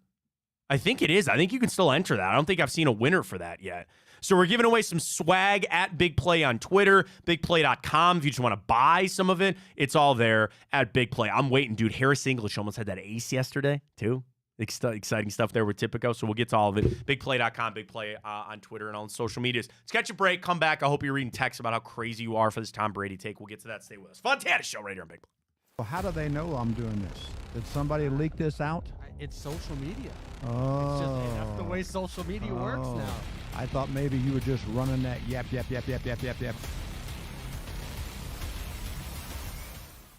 Welcome to Big Play, a sports media team that started back in 2014, and now we're not in a garage. Look at us, incorporating some of Cleveland's favorite sports personalities, bringing you fun and compelling content from downtown Cleveland. Coming to you live from the shores of Lake Erie and Burke Lakefront Airport, join Team Big Play for all the best sports talk in Ohio. Check us out on social media at Big Play, bringing you fun and compelling content from downtown Cleveland. Anthony Schlegel, just how physical he was. You saw the girth and the power and everything he was bringing to the table, especially when he was a nice beefy 255 playing middle linebacker. We were called soft last year. You don't want to be soft, especially when you come to the playoffs. So that's going to be a process throughout this season of establishing us as a harder team here in the How does an Ohioan build the perfect parlay? Who's got something? Big guys looking for long odds. The kids in Columbus are covering better than anyone. And at even odds. If it's even, I'm leaving. Listen, our championship DVD starts today. All right? Dude, I just got an invite to a Cincy playoff watch party. Shut up. Cincy, State, Cleveland, the perfect parlay. I'm a genius. For the best odds on Ohio sports, bet with your cojones. It is Spanish, dummy. Bet with Typical Sportsbook. I don't buy into this nonsense, this conspiracy nonsense that he's got his money and he's dogging it. That's ridiculous.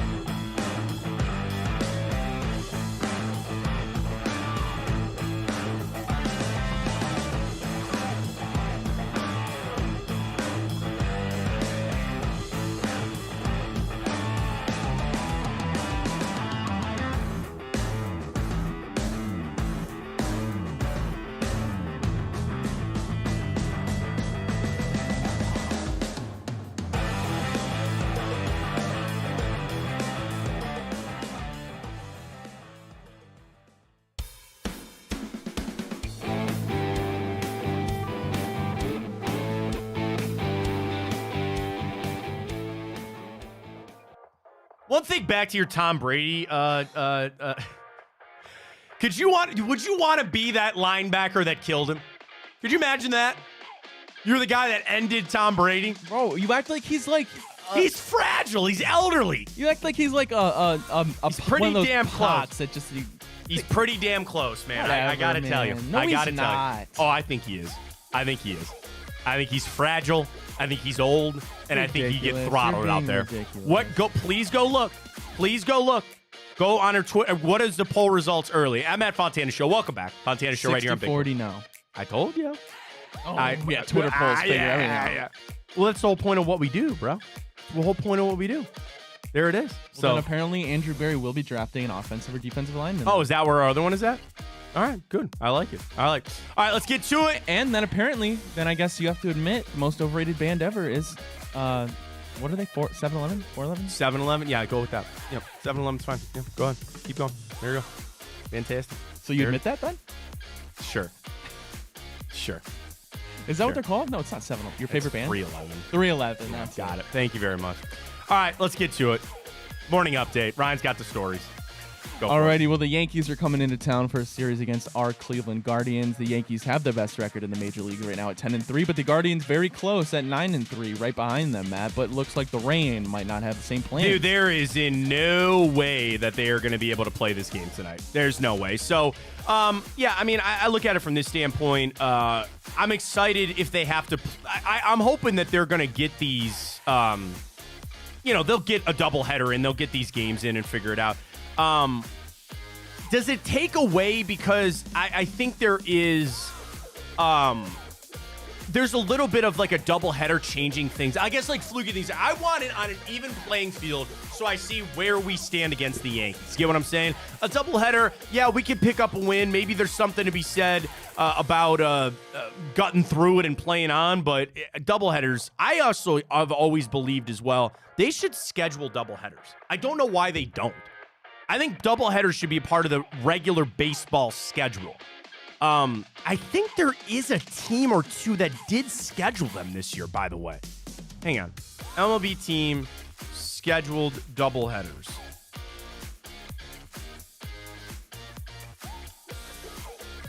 Oh, so last year, according to Reddit, take that for what it's worth, there was 3 scheduled doubleheaders last year.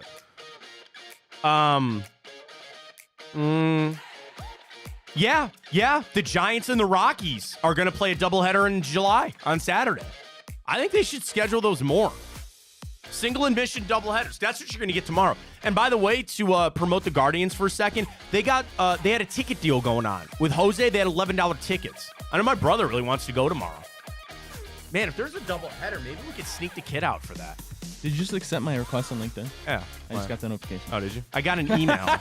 I don't know why I got an email. Like, I opened my email up, and I had a bunch of stuff that was like, hey, you have a bunch of unwanted thing. I was doing it in break real quick. So, yeah, Ryan and I are friends on LinkedIn now. Nice. I don't use my LinkedIn for jack squat. I probably should more. I don't use it too much. I mean, I have it. I update it when everything can happen. Thankfully, I'm here. I'm not really on the job hunt per se. Yeah. But I feel like, Craig, you're not on LinkedIn, so you wouldn't know. Right, I mean, I'm on it. Has it not just become a version of Facebook?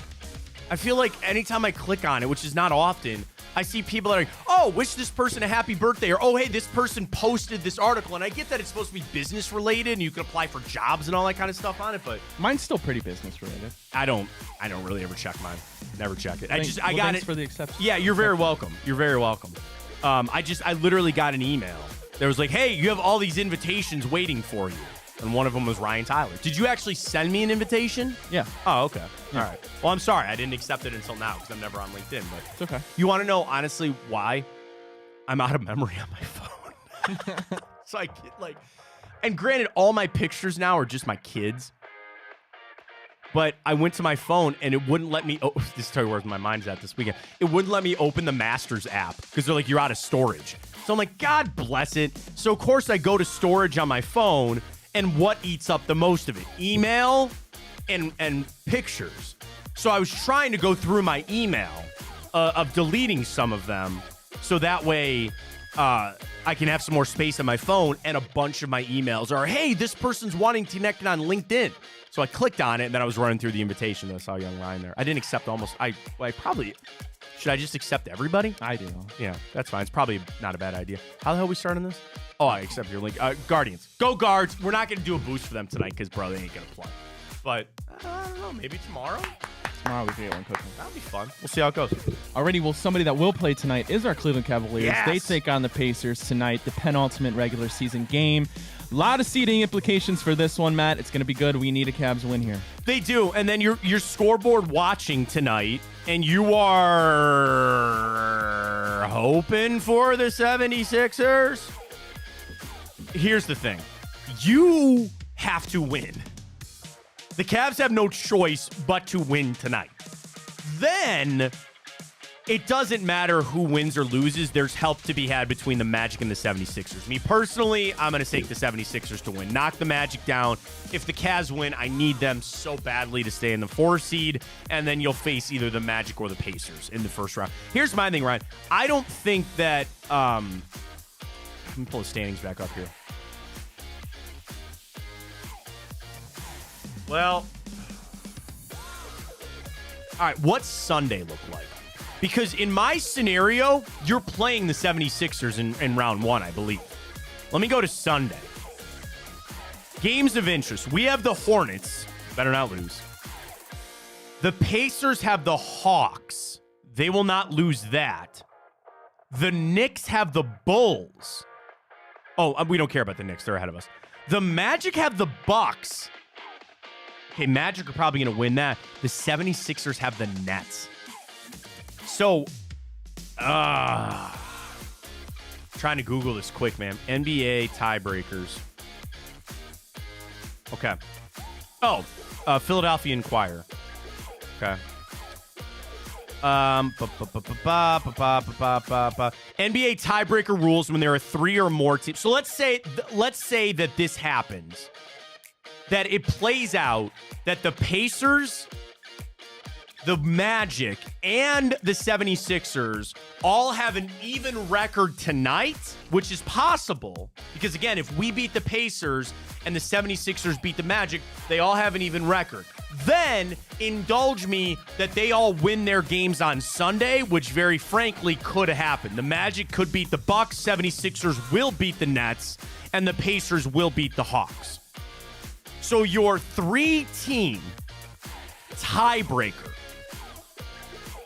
Number 1, okay, they would all have the same record. Number 2, division leader wins. Let me go back to standings. Division. 76ers are 7-8. Pacers are 11-5. The Magic are 9-7. This criteria is applied regardless of whether the team is in the same division or not. And again, take this with a grain of salt, folks. I'm trying to figure this out. That would then tell me the Pacers would be the 5 seed. So there you go. Criteria number 2. Best winning percentage in games amongst the tied teams. So it would be the Magic, Pacers, and 76ers. I don't know how much they played each other. Number 3, division win-loss percentage, but that's only if all the teams are in the same division, which they're not. And then the final one, or number 4, is conference winning percentage. In the conference, Orlando, 31-19. Pacers, 31-19. 76ers, 29-21, but they would obviously have a chance to get up to that. But again, if the Magic and the Pacers win on Sunday, all right, let me do it this way. From what I just read and what I understand of this quick, it sounds like the 76ers would be on the outside looking in for the 5 seed, which would be good if the Cavs could stay in the 4 seed. So rest a little easy. That would probably be the Magic or the Pacers that you would face based on these tiebreakers that we just ran through quickly. That might not be true at all. We'll figure it out. But anyway, stay in the 4 seed, get a win tonight. Got to have it, need to have it. I hope they will get it.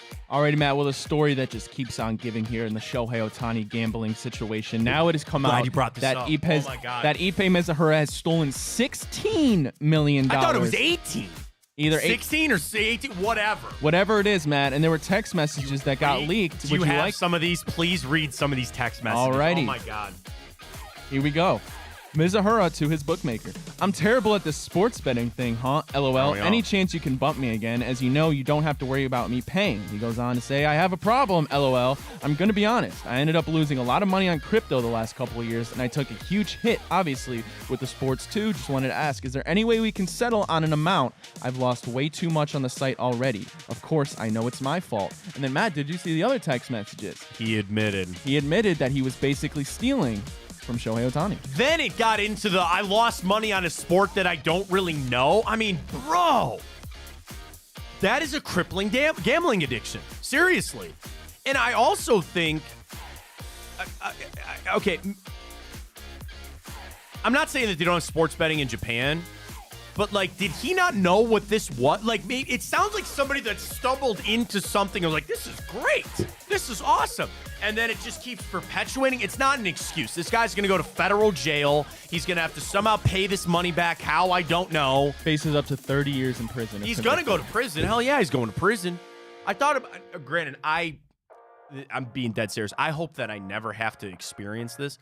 I don't know what the salary of an interpreter is, but let's say that they went to him and say, you got to pay back $16 million. And even if he's got a salary of 6 figures, what do you do with that money? How do you come up that money, especially if you're in jail? Like, sell off all your stuff, I get it, but eventually that's restitution that you have to pay. How do you come up with that money? His life's, he's going to go to jail, man. Gets out, he's never going to be able to get a job. He's a convicted felon. Is it possible? I'm assuming not. What if Shohei says, I don't want him to get in trouble? No, feds don't care, man. They don't care. They have no, that has nothing to do with it. Okay. Are you talking about, like, I don't want you to pursue charges of theft against us? Yeah. It doesn't matter. You're still placing money with an illegal bookmaker. That's really what the feds care about, I think. Like, the stealing of the money, sure. If Shohei really came in and Why said, did he go through an illegal bookmaker? Because if he was doing anything else, it'd be too easily tracked. Okay. I think they'd find out. And, like, I know that there are, you know, to jump into it for a second on the back end of, like, Tipico, who we love, or, you know, DraftKings and FanDuel, you want to place a six-figure wager. I know everybody freaked out about Dave Portnoy, right? Everybody see Portnoy place, like, a $600,000 bet, and he won 2.7. You and I are not going to Tipico and placing a $600,000 bet without raising major red flags. And at that point, speak for yourself. You know my all right, that's fine. Yeah, I didn't mean to. Sorry. I'll talk about myself here for a second. The IRS is on the horn going, where the hell did you get this money?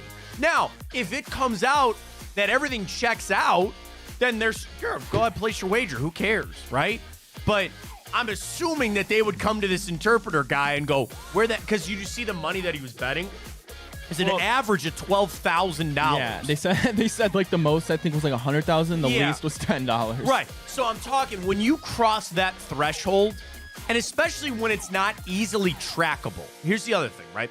If I'm on Tipico and I build my bankroll up to $10,000, and they can easily track, like, dude, Fontana's hot, right? He's hitting his boosts, he's hitting his parlays here, and it's easily trackable. And I've not withdrawn that money.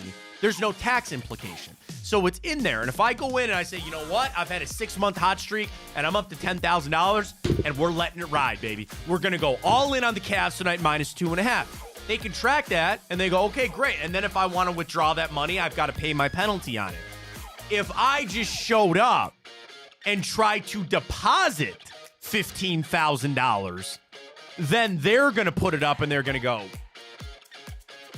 pause this. I don't think your wife would be very happy. Right. Where did you get this money? Now, again, I could say this is out of my savings, which, again, that would be where my wife would go, what the hell's the matter with you? It's a lock, honey. It's a lock. My son's college tuition. It's a lock. Then I could say, no, we saved this money. The house we're looking at be damned. But, yeah, I could pull that out and there wouldn't be a problem. It's a free country. All they care about is where the money is coming from. That's why he wasn't doing it on a legal bookmaker, because they would have tracked it and go, where are you getting this money? And he would have said, eventually he would have been found out, right? And there are limits, there are even deposit limits. Some places you can't deposit more than like 10 grand a day, which, again, that's for some of us not a problem out there, but still, like, he would have just gotten found out so much quicker. Mike tweets, I've studied fraud for over 15 years. In almost any cases, little, if any, of the money stolen is actually recovered or paid in restitution. The victims are essentially victimized twice. Yeah. It's happened a lot in the plumbing, and that's where Mike works. Shout out to Norhow Plumbing. Plumbing, heating, and cooling industry, too, where, like, the victim's not, they don't pay for the service, and then you're just kind of out that money. My wife and I got our bank account cleaned out one time. Now, that's under FDIC stuff, so we got that money back right away. But, yeah, when, like, somebody steals from you, yeah, you're probably not getting that money. And it's not that Shohei needs that money, but I was just thinking about, like, what's he going to do? He's going to go to prison. He's out, man. He's done. He's going to prison. He probably accepts what he did to a point, and Shohei's going to be out that money. So he goes to a U.S. prison. Yeah, this is a U.S. thing. Okay. But he's going to, like, federal prison. This isn't some camp thing. He's going to federal prison. So have fun with that. I don't know what that stretch will be like, but we'll see how it goes. Speaking of prison, I feel like I'm in prison. All right, well, let's break out. Prison break. Prison break. Good show, by the way. Great show. All right. On a Friday, are you feeling it? All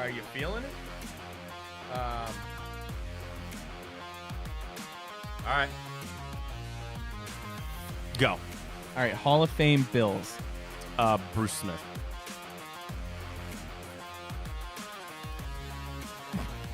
What? I actually typed Bruce Simpson. Simpson? No, not. Oh, do you want to put him in? Go ahead, do it. Do it. No, do it. Do it. So he's 100% in the Hall of Fame. Oh, hell yeah, he is. They sent out a message yesterday. Isn't that a funny winky dink? Rams, Eric Dickerson.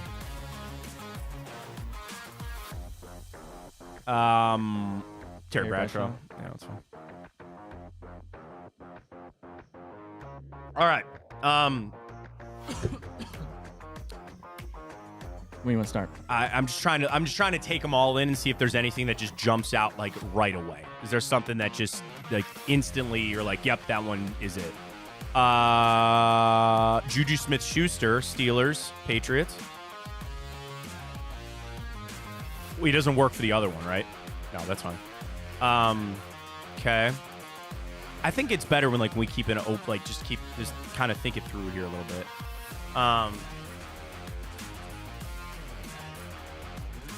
The Rams and Bucks are tough because I'm getting them confused just because they played so much like against one another. They were both really good at the same time.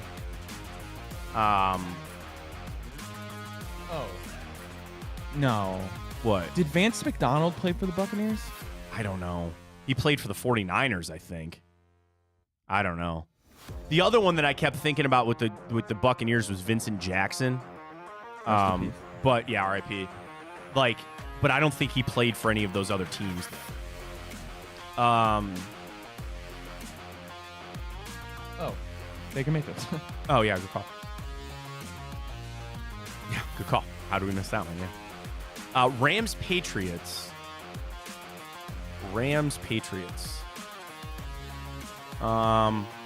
And again, we can go back to like St. Louis. Like I'm trying to think of through some of those guys. Like, did Danny Amendola? I don't think so. I don't think so. Wes Welker, no. Did Cole Beasley ever play? Cole Beasley's good for Bills. Bronco. Yeah, that one. Yeah. Bills, he did Buccaneers. play for the Buccaneers? Yes. Just like 2 years ago or something like that. Came back. Yep. Good call. Yeah, I knew there was one there that I was missing. Yeah, I don't think like Garoppolo, no. Jacoby Brissett doesn't work for either one of those. Does Tyrod Taylor work for Bills Patriots? I can't picture him. I can't picture him in the Patriots uniform for some reason. EJ Manuel? EJ Manuel, I know played for the Bills. I don't think he ever went to the Patriots though. Former Browns as Patriots. Danny Shelton didn't go to those other places. Jamie Collins didn't work.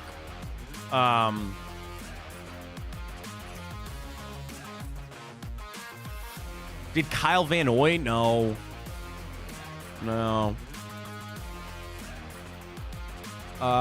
Fitzpatrick doesn't work. I mean, he works Bills, but not for any of those other ones. Josh McCown is out. I don't think Josh Johnson works. Well, I'll tell you this. I know Josh Johnson works for the Patriots. I know he was on the Patriots. You want to rip it, Bills, Patriots? Josh Johnson? Why not? I mean, I think that works. No. Damn it. How do we never get a Josh Johnson? I don't know. We should probably be better on knowing what Josh Johnson. Oh, what about Patriots Rams? Adam Vinatieri? Didn't he go to the Rams? I don't know. Here's Josh Johnson's 14 different teams. Buccaneers, Browns, Bengals, 49ers, Colts, Bills, Giants, Texans, Washington, Detroit, Jets, Ravens again, Broncos again, 49ers, Ravens again. Just for reference. Josh Gordon ever played with the Rams? No, he went Seattle. No. Buccaneers Steelers is a weird one too. I feel like we should have something there.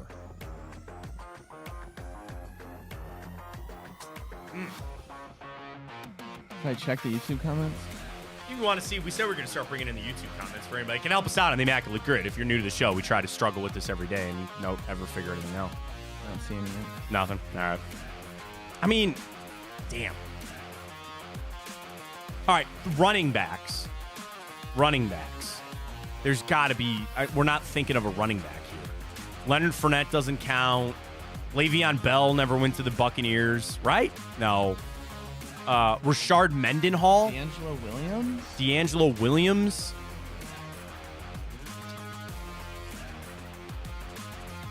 Matt Gay ever kicked for the Patriots?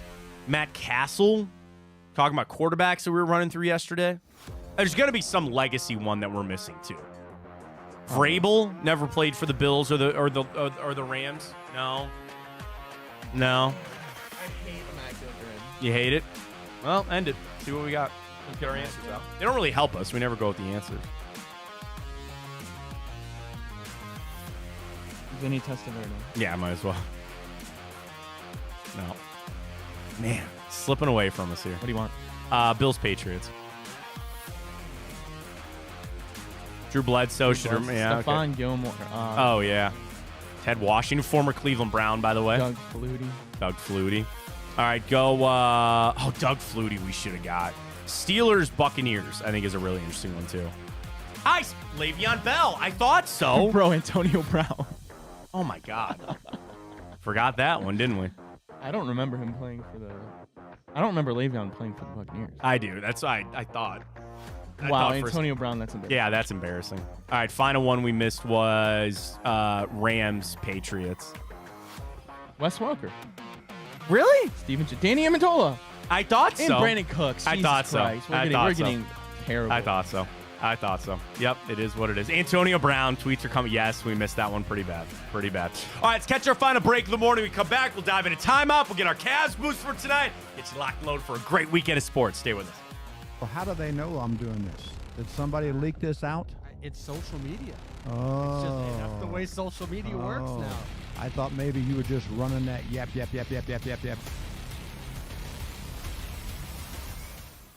Welcome to Big Play, a sports media team that started back in 2014, and now we're not in a garage.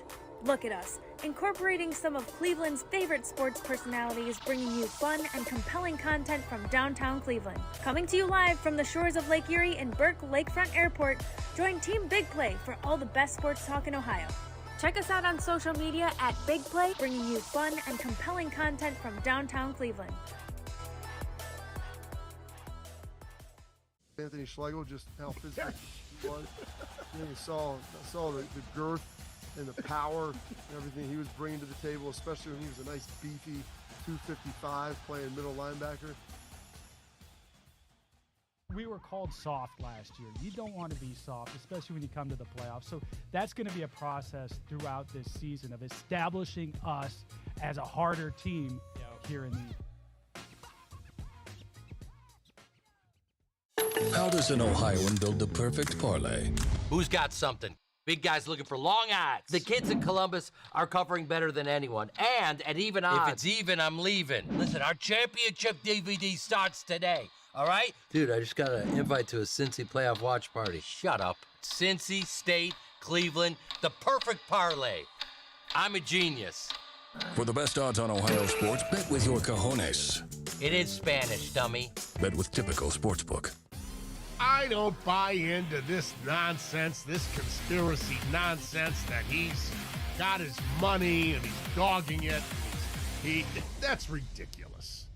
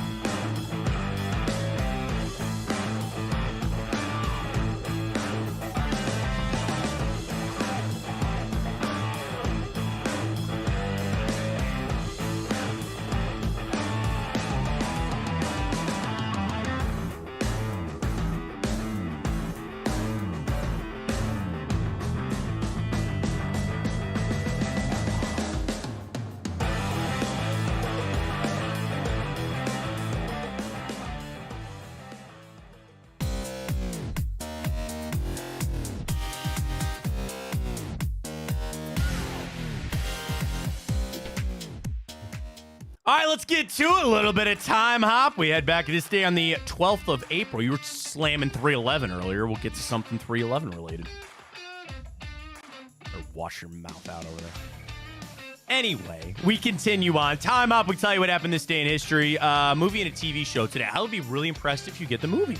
I'll be really impressed if you get the movie. All right, I like the confidence. Here we go. 1 year ago today, getting ready for the playoffs. ESPN had 17 of their NBA voters or NBA analysts vote on who would win every playoff series.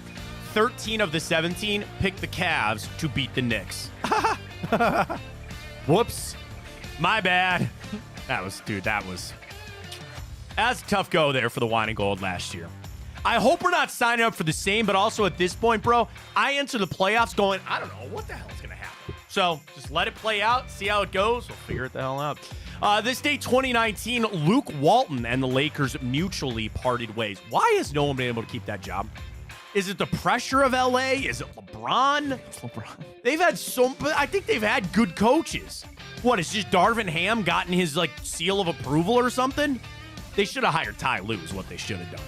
And I get LeBron probably wanted to separate a little after the Cleveland stuff, but who'd they run through? Luke Walton into Frank Vogel, right? And now into Darvin Ham? Is that where they're at? Am I missing anybody? No, Darvin's all but gone. Yeah, and he's going to be out of there. That's a tough job to take, man. Tough job to take. This day, 2018, ESPN Plus debuted. I mean, doing what we do, you got to pay for it. I've got the bundle actually through my phone. I have it through Hulu. I have for Verizon the deal that I pay for. I get the Hulu Disney Plus. Oh no, that's the one I have. Yeah, that bundle. It's Disney Plus, Hulu, and ESPN Plus. Yeah, I pay for it anyway. Just those articles, stuff we got to read. But I'm watching the Masters this morning on it as well. This day, 2017, the Jets were hosting Mitchell Trubisky for a visit, and I said if the Browns want to go back up and get Mitchell, they're gonna have to move past 6 to get the Jets pick out of there. But of course, he would go number 2 to the Bears. This day, 2014. There are reports that Teddy Bridgewater was struggling in private workouts, and I then tweeted I didn't want him for the Cleveland Browns. Now, he'd have been better off than Johnny Manziel, the jackass, but I was not all in on Ted Bridgewater. What a bad quarterback draft that was. That was your E.J. Manuel, wasn't it? Teddy Bridgewater, Johnny Manziel. No bueno, buddy. No bueno there. This day, 2013, Todd McShay said he felt like the Browns were going to take D. Milner at number 6. They ended up taking Barkevious Mingo instead. That was a crap draft, too. 2013? Yeah. Yeah, that was a horrible draft. That was Eric Fisher, Luke Jekyll. Yep. Bad draft. I wanted Deion Jordan really bad out of Oregon, but he didn't even make it in the league. Drug problems and all that kind of stuff. This is one of the most, I wouldn't say iconic moments in NBA history, but it's one that you remember. That Kobe Bryant tears his Achilles and then goes and hits the free throws and then leaves the game. Came back after that, of course, it's still a stellar career, but this day, 2013, Kobe tears his Achilles and still finishes out the free throws. This day, 1945, FDR passed away. Maybe we shouldn't go back to multiple terms for a president. Maybe one and done is where it's at. I don't know. We'll see how it goes. This day, 1916, the Indians trade for Tris Speaker. He would come to the Indians, lead the AL with a .386 batting average, led the league in slugging, hits, doubles, and on-base percentage. So I don't know what they gave up in 1916, but a probably pretty good trade there to get Tris Speaker. They don't make names like that no more. Nah, man. Lefty Grove and all that kind of stuff. Christy Mathewson, not quite the same anymore. This day, 1877, the first ever catcher's mask was used in a baseball game. So we talked about shin guards the other day. Life before. Yeah, I don't know what it was. Your Masters champions this day in history: Tom Watson in 81, Larry Mize in 87, Fred Couples 1992, Marco Mira 98, Angel Cabrera in 09, and Jordan Spieth lighting the world on fire in 2015. Do you think Jordan Spieth's broken? Like, you think he's done? Do you think he'll ever win another major? Well, I don't know. He had a quad bogey today. How about Jason Day's pants?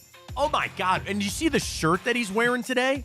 No, what is he doing? I didn't see him. Oh, the pants yesterday looked like Tiger's pants from 97 when he won. Couldn't get a better fitting pair of pants? What do you think, it was going to rain or something? Like parachute pants. They were terrible. Awful. The fashion statements that are trying to get made on the PGA Tour are embarrassing. Does he live or is he PGA? Oh, he's PGA still. He's PGA. I like Jason Day. Married a Cleveland girl. Lives in Columbus. Living the dream, man. Oh, does he? Yeah. He lives on Muirfield. Yep. Remember his wife got run over by LeBron at the game? You don't remember that? No. They were sitting courtside. LeBron was going for a loose ball. He tackled poor Ellie Day trying to get this ball. She left the arena on a stretcher and a neck brace. Thankfully, she's all right, but yeah, she's from the east side. Unbelievable. But the fashion statements, the joggers, and some of these gaudy polos that these guys are wearing, old guy, get off my lawn, please. It's like, put some fertilizer down. It's starting to rain. Can you get off the lawn, please? I just appreciate that. All right, let's get to some birthdays, including, we just had Married with Children not too long ago. Ed O'Neill celebrating a birthday today. David Letterman, Nick Hexum, lead singer of 311. Ray Horton, our guy, Ted Ginn Jr. celebrating a birthday today. Nice. The Pierogi Prince of Parma, Jamie Meter celebrating a birthday today. Carl Nassib, Tom Clancy, Herbie Hancock, Andy Garcia, Retta of Parks and Rec fame, and Brooklyn Decker, all celebrating birthdays today. So celebrate it well. It's a pretty good list here on a Friday. All right, 248 today, TV show and a movie. We start with the TV show. Debuted this day, 2005. The show is still on Discovery Channel to this day, making new episodes. Discovery Channel. Not a big Discovery Channel guy. Okay. I loved this show early.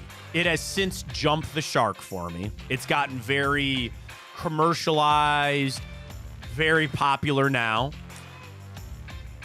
Discovery. Yep. It follows a very dangerous line of work.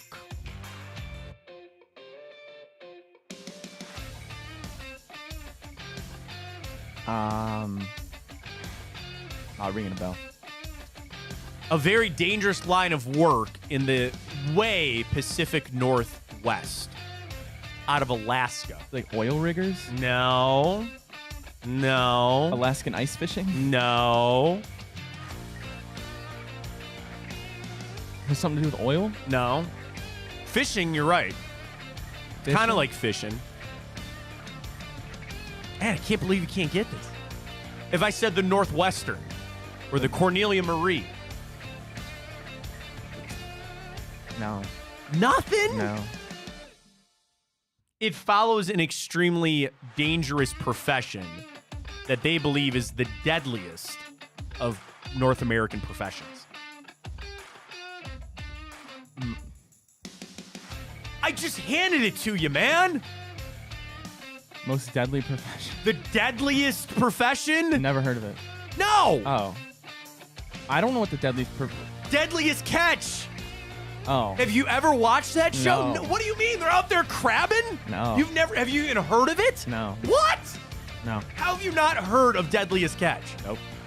Coming up on 20 years. I was in on early when Phil Harris was still alive and they actually had boats and there were some characters. Now it's all commercialized. Now you got Sig Hansen. He's the captain of the Northwestern. He's on QVC selling salmon. Get your Northwestern salmon. I ain't knocking the hustle. Am I going to get like roasted for not knowing? I don't think so. I'm shocked that you don't know Deadliest Catch or you never even heard of it. It's been on for 20 years. They got Bon Jovi as the intro.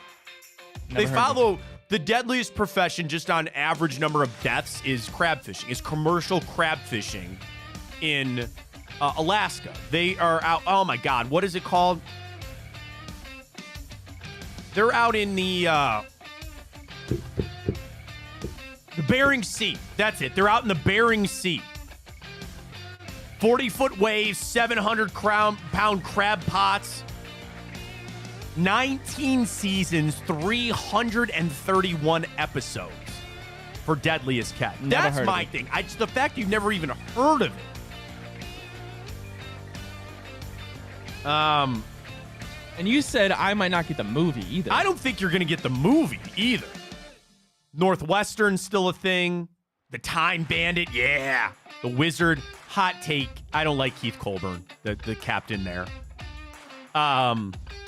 Wild Bill Wachowski, Summer Bay, yeah, man.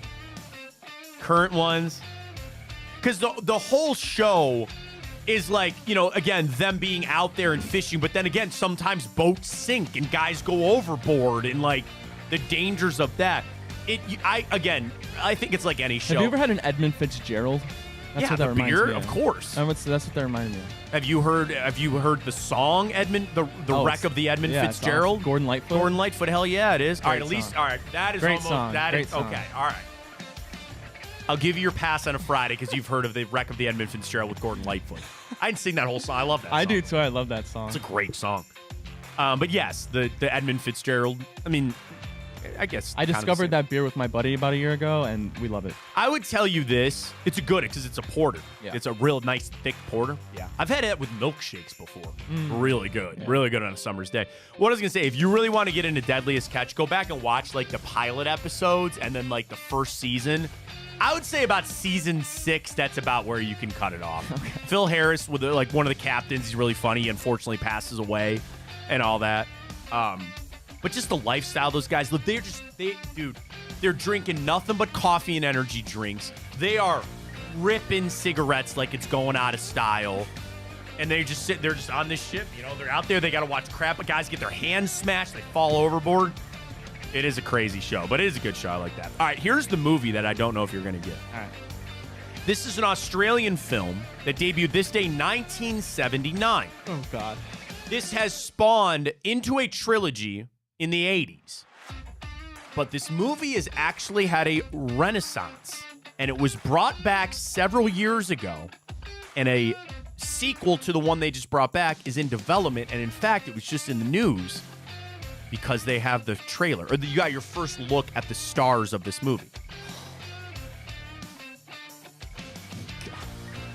The plot of the original one, which came out this day, 1979, surrounds a police officer. Wait, I think. Does it have to do with an animal that's very in Australia? No. Oh, damn it. No. What were you going to say? Kangaroo Jack. No, not that. No. Has nothing to do with that. It follows a police officer on a path of revenge after his wife and child are killed. Ooh. Equalizer? No. There's. They drive really fast cars. One of them is called the Pursuit Special. That if I ever won an exorbitant amount of money, I would buy a Pursuit Special. It was a Ford Falcon. I think it was like a 1977 Ford Falcon. Say the plot one more time. A police officer in a dystopian future, I'll add that, in a dystopian future, has a run-in with a biker gang. He tries to escape them, but in the process, his son and wife are killed, and he sets out. I feel like I've heard that plot. He sets out on a revenge of this group. Blade Runner? No. That's a. You would say that it would drive you what? If you lost your wife and your child, it would say what? It would drive you insane, crazy. No. Psychotic. No. Keep going. Drive keep going. me nuts. Drive kinda. It would drive me. You're getting there. I want to give it to you on a Friday. Come on, Ryan. I want to get it to you. Drive me. If you're not angry, what's another word to say you were angry? Upset. No. It would drive me mad. Mad Max. Okay. All right. Give me a half a point there. We got there. Took us a second, but we got there. All right. Mad Max. I used to love The Road Warrior, which was the second one. I loved that one more growing up. Now I have grown to appreciate Mad Mel Max. Gibson? Yeah. Hell yeah, it is. First Did one. they make it with Tom Hardy? That's the remake I was talking about, and now they have Furiosa coming out with the chick from the chess one, Anna Queen's Taylor-Joy? Gambit. Yeah. She's playing Furiosa in that. Okay. It was funny. They put Chris Hemsworth in this movie, and I don't know if somebody was being ironic when the title was Chris Hemsworth looks unnoticeable in this, and I go, he looks like Thor. Yeah. He looks the same in every movie. He's got long blonde hair and a beard. He looks like Thor in Avengers. And he's jacked. And he's in this too. You ever see his legs though? They're like They this little? big. Yeah, they're like this big. He skips leg day? People rip him all the time. Like, dude, bro, are you skipping leg day over there? What does he care? He's just got to be jacked for these movies. Yeah. So yes, the original Mad Max came out this day, 1979. Just for a second. Mad Max. The Pursuit Special. Okay. A V8 Interceptor Ford Falcon is driven by Max Rockatansky, which is just a killer name. In the end of Mad Max, and then in Mad Max 2, he gets it back. It was the V8 Interceptor. The first car shown was a 1972 Holden Murano V8 coupe. That was stolen by the Knight Rider guy. Then the more famous pursuit special is a heavily modified Ford Falcon XB GT that was assembled in the Ford plant in 1973. The vehicle started out as a standard Australian-built 73 Falcon hardtop, and then it was heavily modified with the roof, the boot spoilers, paint scheme to turn it into this to the Interceptor, and then there's also the Pursuit Special MFP, which appeared in Mad Max 2. If I wanted to buy one, Are those the cars with the boosters? yeah, the big thing on them was they had the hood scoop was out, and they had the blower on top. Are those the cars with the boosters? What do you mean? Oh, that's what you're getting to. Are we almost out of time? Yeah. Oh, go for it. Yeah, let's go Cavs! Come on now. Sorry, I'm trying to look up this Pursuit Special Mad Max for sale. I'll tell you what, if I hit our boost tonight with Tipico, maybe I can buy one. Maybe I can buy one. What am I going to need here? Come on now. $80,000. That's all I need. All right. So I put this down in our boost with Tipico, and we're going to go. $15K on this. Let's go. Here we go. Nice little boost. 3-leg tonight. Mitchell over points. Good for tonight, I think. I love the Cavs to cover. And just want Evan Mobley shooting the 3, baby. That's all we need tonight. Cavs, get it done. Ryan, we're boosted to a healthy. Plus 550. Can we give it a little insight? A little insight, please? They've already moved the line on Mitchell. You can't get that anymore on Tipico, so it's already been up. So our boost is actually special for that. Get signed up with that code Fontana100. Deposit and bet $25 on whatever you want. Get $100 in bonus bets. Terms and conditions apply. If you have a gambling problem, please call 1-800-GAMBLER. Get signed up. Golf this weekend. Cavs, Guardians, UFC tomorrow. We are going to send a special boost out tomorrow from Big Play for the UFC fight, so keep an eye out for that tomorrow. Get locked in. Get ready to go. We're in with Tipico. Great stuff this week. Whoa, what are you forgetting? Oh, whoa. Bracket winner. Go ahead, please. Thank you. Bob Feller takes it down. The late, great Mr. Bob Feller. The heater from Van Meter. Rapid Roberts. It wasn't even close, man. What was the final result? Bob Feller wins 42%. In second place, Jose Ramirez. Third place, Jim Tomey. Fourth place, Kenny Lofton. Wow. All right. Good showing there for Jose, but Feller takes it down rightly so. Great stuff. Really appreciate everybody joining us this week. As always, follow us on Twitter at Matt Fontana Show, Instagram, YouTube, and Twitch as well. I'm finding my boost. Where's my boost, baby? Where is it? Yeah. 10 spot. Bing, bang, boom. Cash back on my way to. Love it, folks. Have a hell of a weekend. Stay safe with all this weather out there. Enjoy the weekend as well. We'll talk to you on Monday right here on Big Play. For Ryan Tyler, I am Matt Fontana. As always, take it easy.